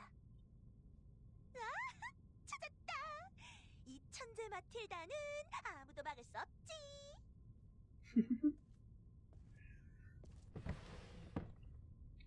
그녀는 높은 서랍에서 익숙한 필체를 발견했다. 이 기록은 오래전부터 여기 있었던 것 같다. 종이 모서리가 전부 습기를 먹고 말려 있었지만 다행히 글씨는 또렷하게 알아볼 수 있었다. 이집트 집으로 향하는 여정은 순탄하지 않았다. 페리가 중간에 폭풍우를 만나면서 우리는 짙은 안개 속에서 길을 잃고 항로에서 완전히 벗어나고 말았다. 폭풍우 발생 후 세계 각지에서 역사적으로 이미 멸종된 미스테리한 생물의 목격담이 자주 보고됐다. 난 물속에 그것을 향해 쏘느라 총알을 다 날렸지만 대체 그것이 무엇인지 알 수 없었다. 항로를 정상 궤도로 되돌린 건 그 마도학자들이었다. 그녀는 보조선실의 6분위도 가동하지 않고 현재 경위도를 정확하게 말했다. 대단한데? 대체 어떻게 한 건지 알 길이 없었다. 그녀의 눈에 비치는 세상은 정말 우리와 다른 걸까? 한 번은 내가 어느 나무 판자를 밟았는데 그녀가 휙 나를 잡아당긴 적이 있었다. 그냥 뜬금없는 장난이라고 생각했는데 다음 순간 그 나무 판자가 부서져 버렸다. 깜짝 놀라 어떻게 안 거냐고 묻자 그녀는 대수롭지 않은 듯 말했다. 마름모의 변형 위치에 있었으니까. 내가 이해하지 못하고 어디에 마름모가 있는데요? 라고 묻자 그녀가 웃음을 지었다. 그렇게 해선 아무것도 안 보여. 눈을 감아야지. 마음으로 지구의 존재가 주는 계시를 경청하고 그 영감이 번뜩이는 순간을 캐치해야 해. 물론 내 눈엔 아무것도 안 보였다. 영감이 번뜩이는 순간이 뭔지도 알 수 없었다. 이것도 광기처럼 마도학자만의 특권인지도 모르겠다. 완전히 잘못된 방식으로 정확한 결론에 이를 확률은 대체 얼마나 될까? 어쨌든 그녀가 내 목숨을 구해주긴 했지만 그걸로 우리 사이의 노인벽이 완전히 허물어지진 않았다. 그녀는 재단과의 협력을 거절했고 나 역시 그들을 설득하는 걸 포기했다. 그들과의 접촉이 이번 여정의 임무는 아니었으니까. 그죠? 게다가 우리에게 필요한 건 폭풍우 관측 시스템을 구축할 인재지 상황을 더 혼란스럽게 만들 사이비가 아니었다. 그리고 그들의 피난 장소는 마치 내가 마도학자의 비밀을 캐내려 한다고 믿고 있기라도 한 듯 그녀의 입에서 절대 들을 수 없었다. 결국 중재에 나선 휴가 이스탄불에 연락처를 주며 그곳으로 편지를 보내면 된다고 했다. 나는 이집트 지부 사무소에서 반년 남짓 보내는데 그곳 상황은 예상보다 훨씬 좋지 않았다. 몇몇 사람들이 폭풍우 속에서 실종됐다. 본부의 1985년 명부대로라면 이 시점에 그들은 이집트 지부에 있어야 했지만 현지에선 그들의 행적을 찾을 수 없었다. 이건 즉시 처리되지 않는 종이 자료의 특징 때문일 것이다. 그 당시는 컴퓨터가 전 세계 보급되기 전이기 때문에 한 명의 필사가가 만들어낸 작은 실수가 큰 오류로 돌아온 거다. 더 골치 아픈 건 연구센터 내부의 혼란이었다. 누군가 로렌츠 나비라는 이름으로 전 세계 환경과 국부적 혼돈 에너지의 변화 경로 표본 추출을 발표했다. 그들이 우리의 표본 추출 장소를 빌려 쓴 게 확실했다. 연구 방향과 결론은 라플라스와 상당히 달랐지만 연구원들은 인간 과학기술 유지파와 마도학 전환파로 나뉘어 대등하게 맞섰다. 물론 데이터 검증이 부족하기 때문에 지금으로선 누가 옳은지 판단 내리기 어려웠다. 하지만 시대가 계속 역행하면 인류의 과학기술은 쇠락할 수밖에 없으니 개인 능력에 의존하는 마도학이 크게 빛을 발할 것이라는 말들이 곳곳에서 들려왔다. 그렇다. 영적 인식은 중복되지 않고 독립적인 검증이 불가능하며 이성적으로 이해될 수 없다. 그것으로는 과학의 금자탑을 세울 수 없고 모든 인류에게 보급할 수도 없다. 그것은 마치 부드러운 모래 같아서 화강암 같은 이성과는 전혀 달랐다. 하지만 세계 근간이 말도 안 되게 변해버렸는데 그게 다 무슨 소용이란 말인가. 다툼이 끊이지 않는 와중에 1987년에 폭풍우가 닥쳤다. 그리고 우리는 24시간 전에 본부로 돌아오라는 통지를 받았다.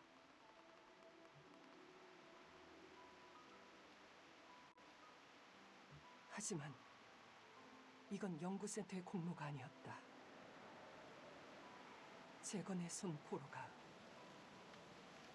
폭풍의 정확한 일시를 말한 덕분이었다. 우리의 적, 혈통주의 미치광이들이 우리보다 훨씬 앞서 있던 거다. 그렇다. 우리는 관측소를 세우고 수많은 추론을 내놓았으며 다양한 모델을 만들었다. 땀 흘리고 희생하며 할 수 있는 모든 노력을 다했다. 그런데도 우리는 본부와 북아메리카를 제외한 다른 대륙에서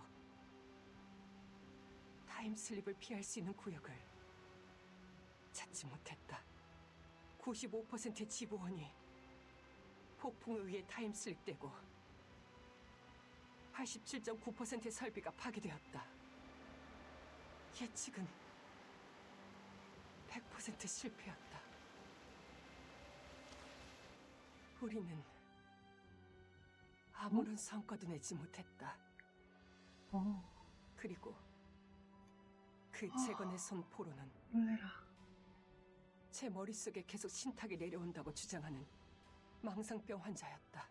폭풍의 시기를 어떻게 알았냐고 묻자 그가 웃음을 터뜨리며 말했다. 너희는 이게 안 들려? 신께서 너희를 잊으신 모양이지. 그러고는 수갑으로 자기 머리를 내리쳤다.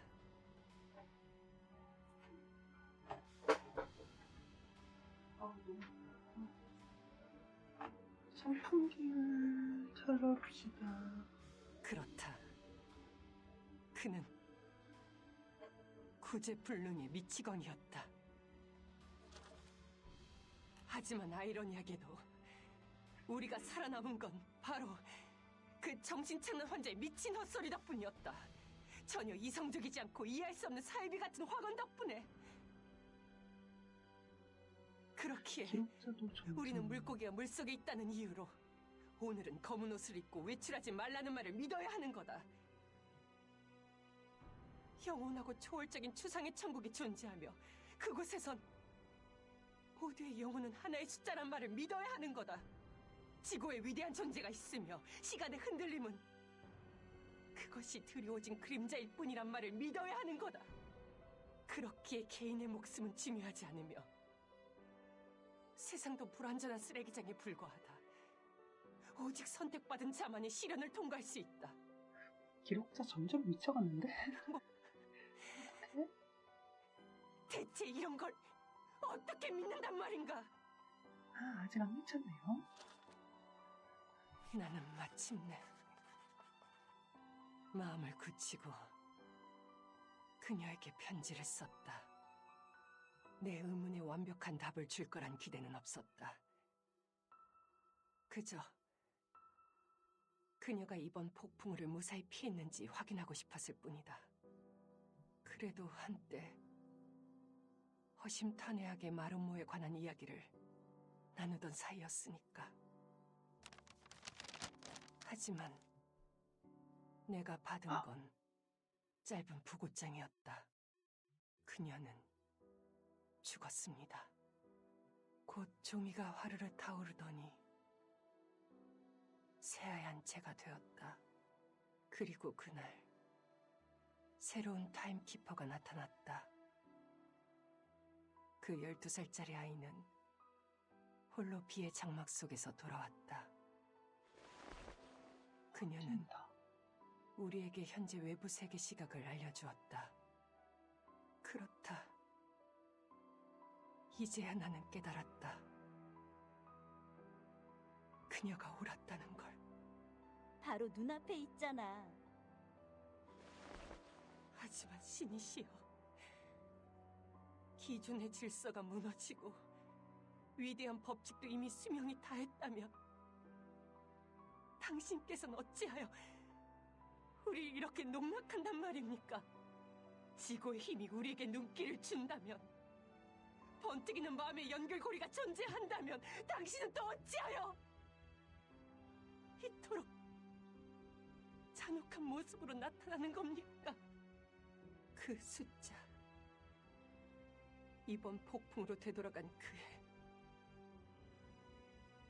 20세기 뒤에 두 자리 숫자가 바로 그녀의 이름, 그녀의 숫자였다. 77년. 소름이 쫙 돋는데? 소름이 쫙 돋는데요?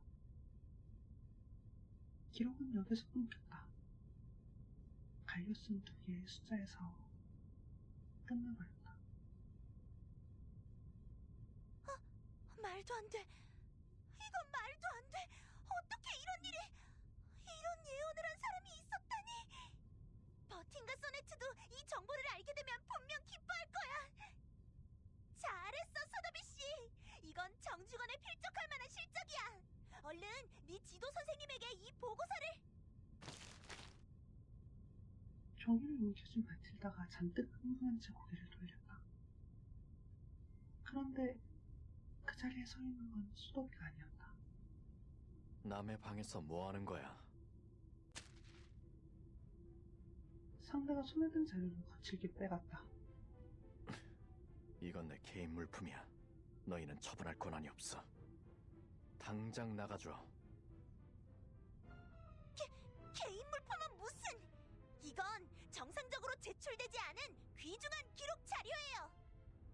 대외 파견 인력 행동 규정 및 관리 조례 재단령 제259호에 따라 모든 재단 직원은 파견 조사원일 때 자신의 행위 일체를 조사 보고서로 작성하여 즉시 상부에 제출해야 한다. 또한 조사 보고서는 진실성, 객관성, 공정성을 지켜야 하며 개인의 입장이 들어가서는 안 된다. 아, 맞아. 이거 보고서 형식이 안 맞는다고 했죠? 그 기록을 봤다면 그건 쓰레기통에나 들어갈 규정 미달의 보고서란 걸 알 텐데. 하지만 지금은 특수한 상황이라. 포개혁 법안이 통과된 지 얼마 안 된 탓에 당장 가져다 쓸만한 규정이 많지 않았다. 교율 보조 교사가 반격에 쓸만한 규정을 찾고자 필사적으로 머리를 굴리는데 연구원이 비었는 듯 눈썹을 치켜올렸다. 게다가 그 옷을 보니 제1방어선 학교 소속 같은데 여긴 라플라스 연구센터야. 보호자의 외출 허가는 받았나? 미성년자 학생. 허가? 그런 건 필요 없거든요. 난 학생이 아니에요. 제1방어선 학교에서 파격적으로 채용한 교율 보조 교사라고요. 여기 신분증도 있어요. 마틸다가 기세등등하게 카드를 내밀었다. 그러나 상대는 그대로 마틸다의 옆을 지나쳐 회전의자에 앉은 책상 위에 퍼즐 장식품을 많이 싹거렸다. 지금 정식 재단 관리 인력을 무시하는 거예요? 교율 보조 교사로서 당신의 모든 행위를 낱낱이 보고할 겁니다. 모든 행위를! 아무리 생각해도 저 사람 높은 사람일 것 같다는 생각이. 난처해진 교율보조 교사는 사방을 둘러보다 소더비가 옆에 없다는 사실을 깨달았다. 다행히 그녀의 조수는 하늘을 가르쳤더니 열을 끼얹힌 듯했다. 반쯤 열린 문 밖에서 앳된 목소리가 신나게 보고 중이었다. 우아상 선생님! 그 보고서가 여기 있어요! 훌륭한 부하닉 씨랑 중요한 정보를 찾아냈어요. 그래서 문서를 다 읽자마자 선생님이랑 제트 씨부터 부른 거예요. 어라? 부하닉 씨, 혹시 의자에 앉은 저분과 다투는 중이야? 소더비가 머리를 갸웃거렸다. 그런 그녀의 뒤로 두 명의 성인 방문객이 서 있었다. 왔다 갔다.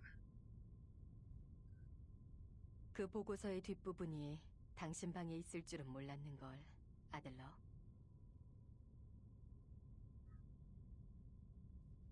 왜 안 넘어가?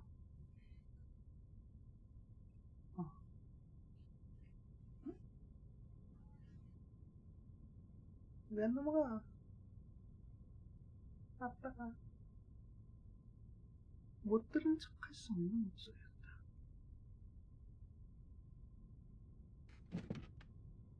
의자가 그들 향해 천천히 돌아갔다. 이름은 바꿔주지 그래, 친구. 차라리 덱들이 즐겨 부르는 호칭은 어때? 이니그마. 걱정 마.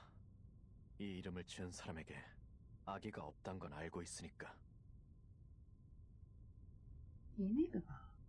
애니그마네요? 난 그냥 의심스러운 것뿐이야. 의미를 알 수 없는 헛소리밖에 없는 종이 쪼가리잖아. 그런데도 네가 놀라서 여기까지 행차하실 정도의 값어치가 있던가? 그래. 그게 버튼이 접촉한 마도학자 집단을 이해하는 데 도움이 되거든. 그러니 내게 넘겨주길 바래.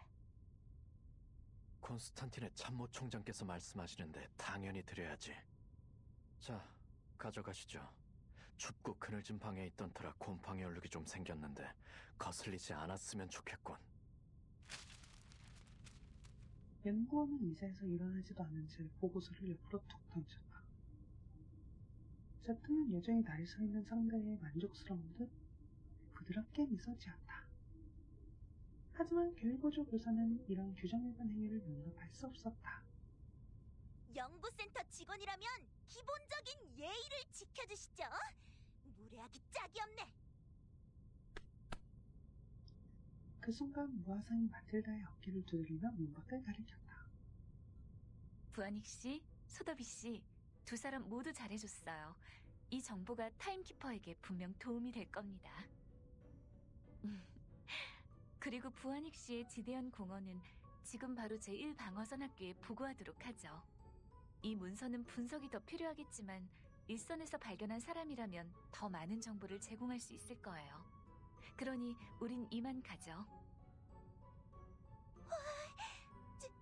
지대한 공헌?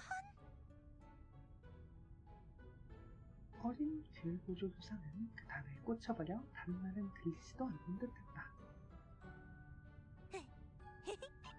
지대한? 아니 잠깐만. 마틸다 침착해.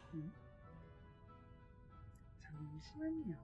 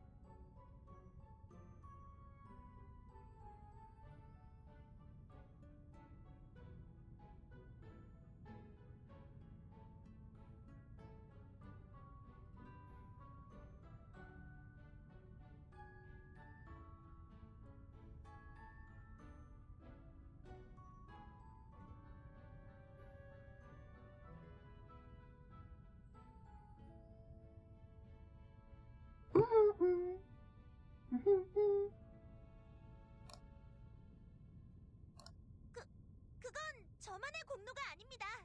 소도비 조수도 큰 역할을 했어요. 만세!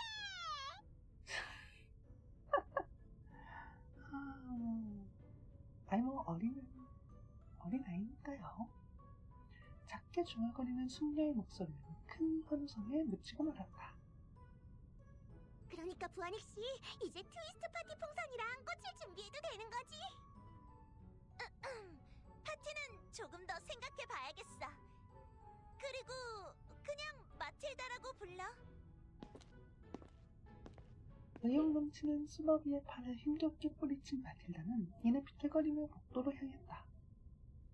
어린 소녀들은 그렇게 떠들썩하게 자리를 떠났다. 제트도 어렵게 구한 그 보고서를 조심스럽게 챙겼다. 연구원은 회전의자 앞에 놓인 높은 장벽 앞으로 돌아갔다. 늘어놓은 먼지 쌓인 잡동사니를 사이에 두고 그가 천천히 입을 열었다. 인류의 과학기술은 이제 발전할 수 없다. 너도 그렇게 생각해? 너마저 이론 물리학을 포기하고 정치에 뛰어들었잖아. 아니, 그런 생각한 적 없어. 그녀는 보일 듯 말 듯 미소 지으며 어떤 방향으로 돌아섰다.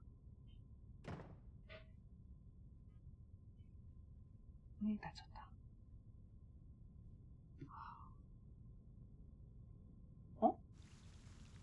어? 아이, 맡겼잖아.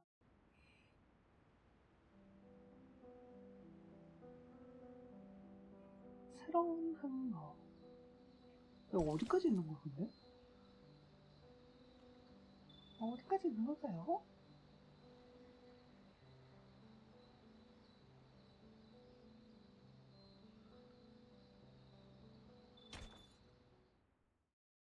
보상 리스트를 보니까 저거 벌써 엔딩인 것 같은데?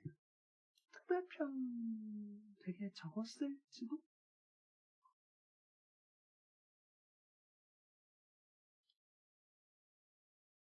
어...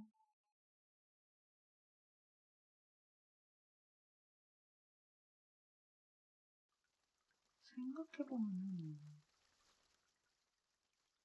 5장이 이전과는 다르게 장 하나로 끝났으니까 잠깐의 소동은 그렇게 막을 내렸다. 그렇게 춥고 그늘진 구석엔 다시 정막이 찾아왔다. 이번은 한숨을 내쉬며 책상 위에 어질러진 서류와 먼지 묻은 기구를 정리하기 시작했다. 너무 어수선해서 창고로 모여가는 걸까? 문 앞에서 발소리가 울려 퍼졌다. 해가 서쪽에서 뜨려나 당신이 먼저 인간과 말을 섞다니. 또 누군가 동의 없이 불쑥 안으로 들어왔다. 저들이 멋대로 밀고 들어온 거야. 라플라스의 총책임자는 말없이 어깨만 으쓱였다.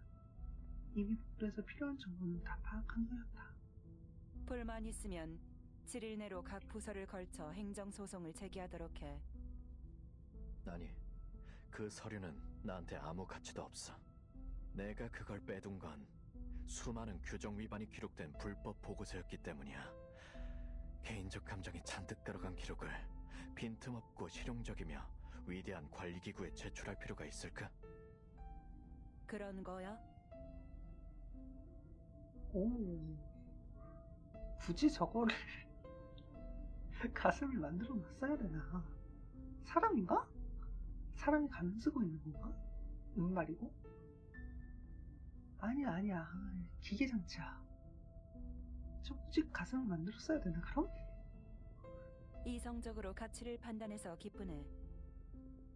반어법을 전혀 못 알아들어서 나도 기뻐. 방금 그거 반어법이었구나.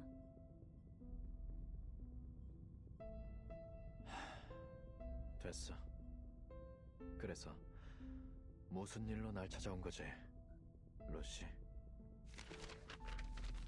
멤버는 허리를 숙인 채 무관심 속에 오랜 시간 방치한 종이들을 줍기 시작했다. 이것이 그가 손님에게 할 수 있는 최대한의 기회다.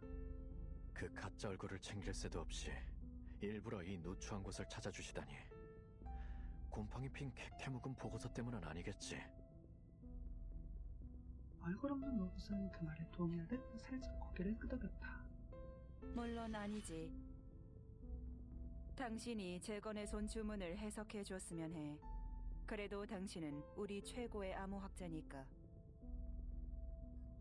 일개 인간 연구원한테 순혈 마도학 집단이 사용하는 주문을 해석하라고? 난 그 프로젝트에 전혀 도움이 안 될 것 같은데. 그건 당신이 평가할 게 아니야, 아들러.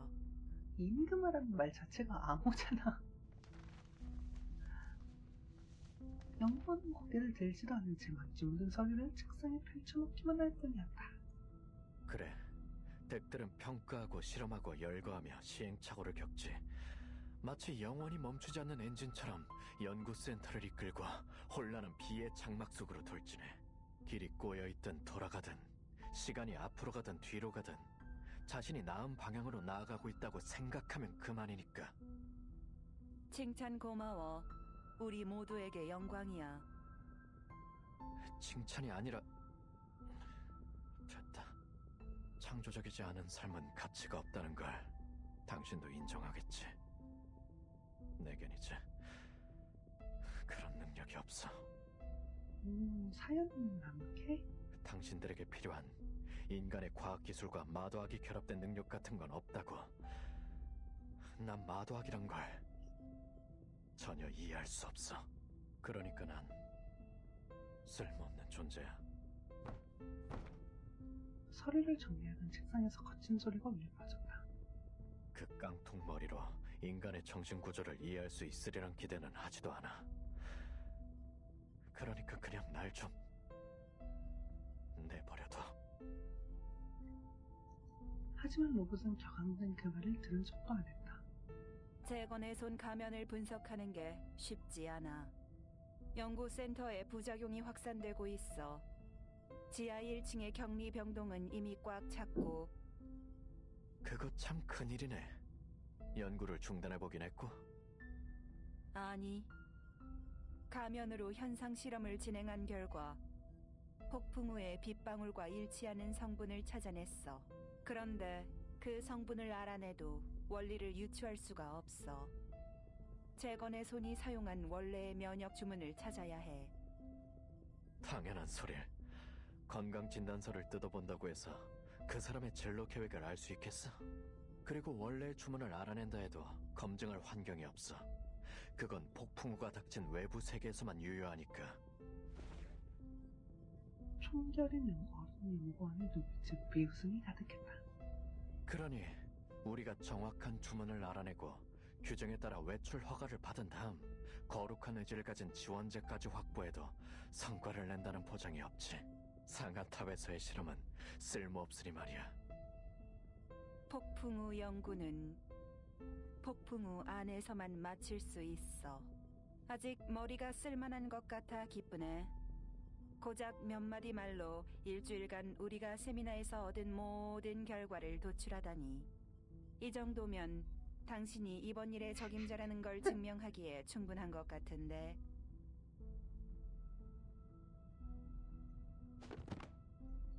총책임자가 문서 하나를 책상 위에 내려놓았다.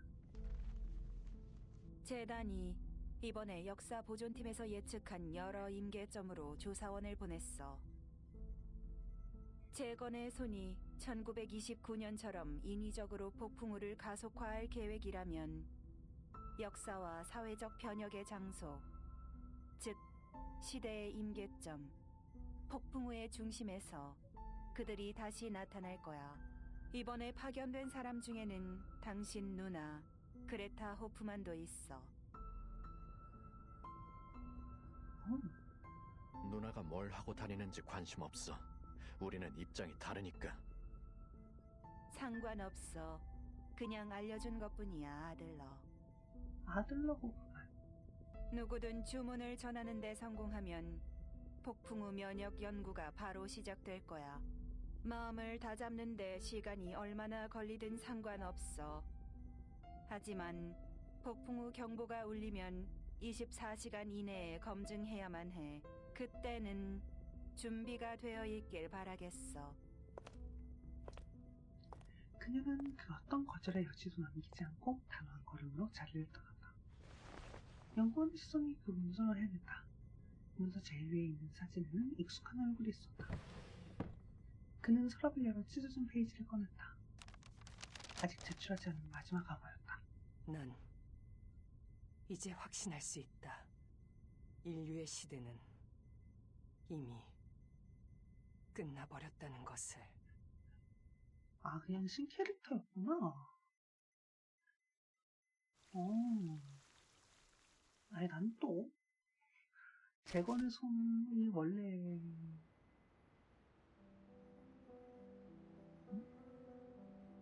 재단이랑 관련이 있었다던가 뭐 그런 건 줄 알았는데. 별은 빛나건만 드디어 입장할 수 있다. 별은 스토리만 있었다. 얘 왜 잠겨있어?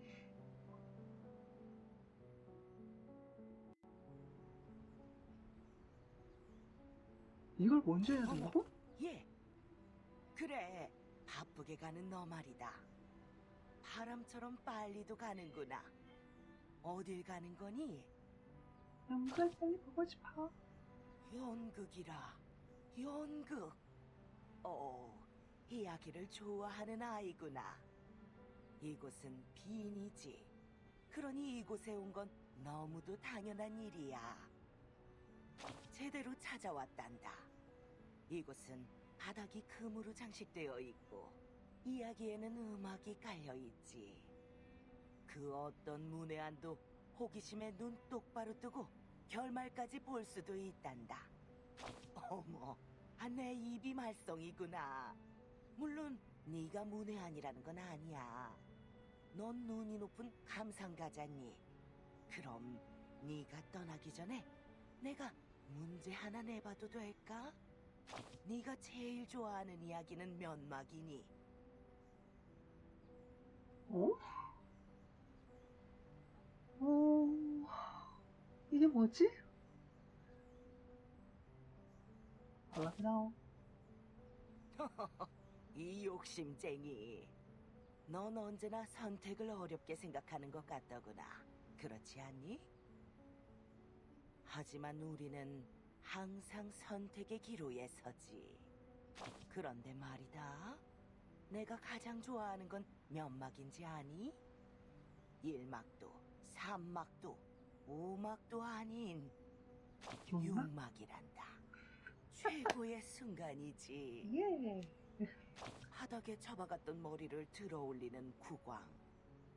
가슴에 박힌 검을 뽑는 기사. 미소 띤 얼굴로 폭군을 끌어안는 반역자. 죽었던 자들이 먼지를 툭툭 털고 일어나 모두 함께 웃으며 일렬로 서 손을 흔들고 허리를 숙이는 육부 말이야. 그건 오늘 끝난 후잖아. 아니, 그렇지 않단다, 이 장난꾸러기 녀석아. 진짜 공연은 바로 그때부터 시작해. 나한테 좋은 시나리오가 있는데. 잠깐만, 안경을 좀 껴야겠어. 여기. 그러니까 6막부터 이야기를 시작해보자꾸나. 우리의 공주, 국왕의 아이. 다이아몬드로 가득 수놓아진 밤꾀꼬리. 모두의 주목을 받는 오페라 가수가 무채색 방으로 들어가면서 이야기가 시작돼. 무대가 영원한 막을 내리고 난 뒤에도 그녀는 침착한 미소를 지은 채 여전히 꿈속에 있었다. 그들은 그녀의 광기를 경계했다. 그러나 판결이 내려진 지금 그녀는 마치 정박해 있는 한 척의 배처럼 온순해졌다. 그녀는 무채색 옷을 입은 신사들을 향해 고개를 끄덕이며 인사를 했다. 목에 있던 족쇄도 가장 눈부시게 빛나는 보석처럼 변했다. 다음 페이지. 어떻게 됐어? 투명한 방. 24시간 쉬지 않고 켜져 있는 조명. 인간의 존엄은 마치 땅바닥에 버려진 손수건 같았다. 그녀의 왕관이 부서졌고 그들은 그녀가 그녀의 광기에 대한 대가를 치르기를 바랐다. 그녀가 미친 건가? 아니, 이제는 그렇지 않아. 자요, 그녀가 내게 이렇게 말했다. 잘하고요. 그렇게 하면 나는 다시 깨어날 필요가 없다. 눈부신 아이는 영원한 꿈나라로 들어갔다. 걸리적거리는 빛은 마치 무대의 조명 같았고 아무도 없는 방에는 가장 아름다운 울림이 존재했다. 그녀는 이렇게 평온했던 적이 없었다. 아름다운 그 모든 것이 그녀에게 있었다. 완전히 미쳤는데. 완전한 평온을 얻은 걸지도 모르지. 그녀의 세계는 하나의 공연이 되어 무대에 재현되었고 그렇게 영원히 막을 내리지 않았다. 정말 좋은 가수야. 그렇지 않니? 좋은 이야기는 아니네. 무슨 뜻인지 모르겠어. 넌 정말이지 눈이 높은 감상가구나. 연극의 한막만으로는 좋은 이야기를 전달하기 부족하단다. 어머, 널 붙잡고 잔소리를 늘어놓느라 금빛막이 오른 것도 모르고 있었구나. 마지막으로 옷깃 정리하고 이제 네 여정을 시작하렴. 짜란. 극장 인상. 마음에 들네. 아, 이렇게 열리는 거였군요. 하지만 오늘은 안 할 거지롱. 정말 좋다. 하늘 위 태양이 꼭 반짝이는 레코드 같지 않니? 정말 멋져. 오늘은 안 할 거지롱.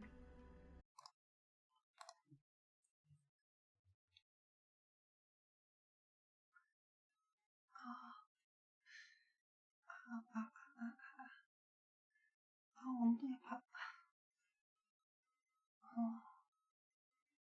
몸이 좀 안 좋긴 해요, 지금. 예, 앉아 있는 게 되게 힘든 상황인데, 예, 어떻게 한 2시간 분량은 앉아서 이렇게 진행을 할 수 있었네요. 근데 슬슬 무인 것 같아요. 아, 너무 아파.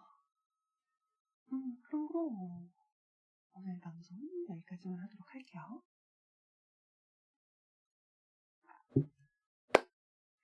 자, 그럼 오늘 방송 보러 와주신 허브분들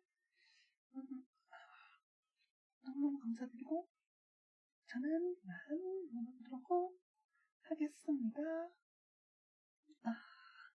그럼 다들 좋은 하루 되세요. 세바세바. 아야야.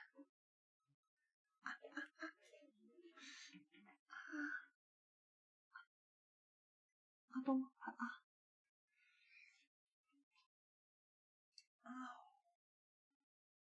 그냥 잠시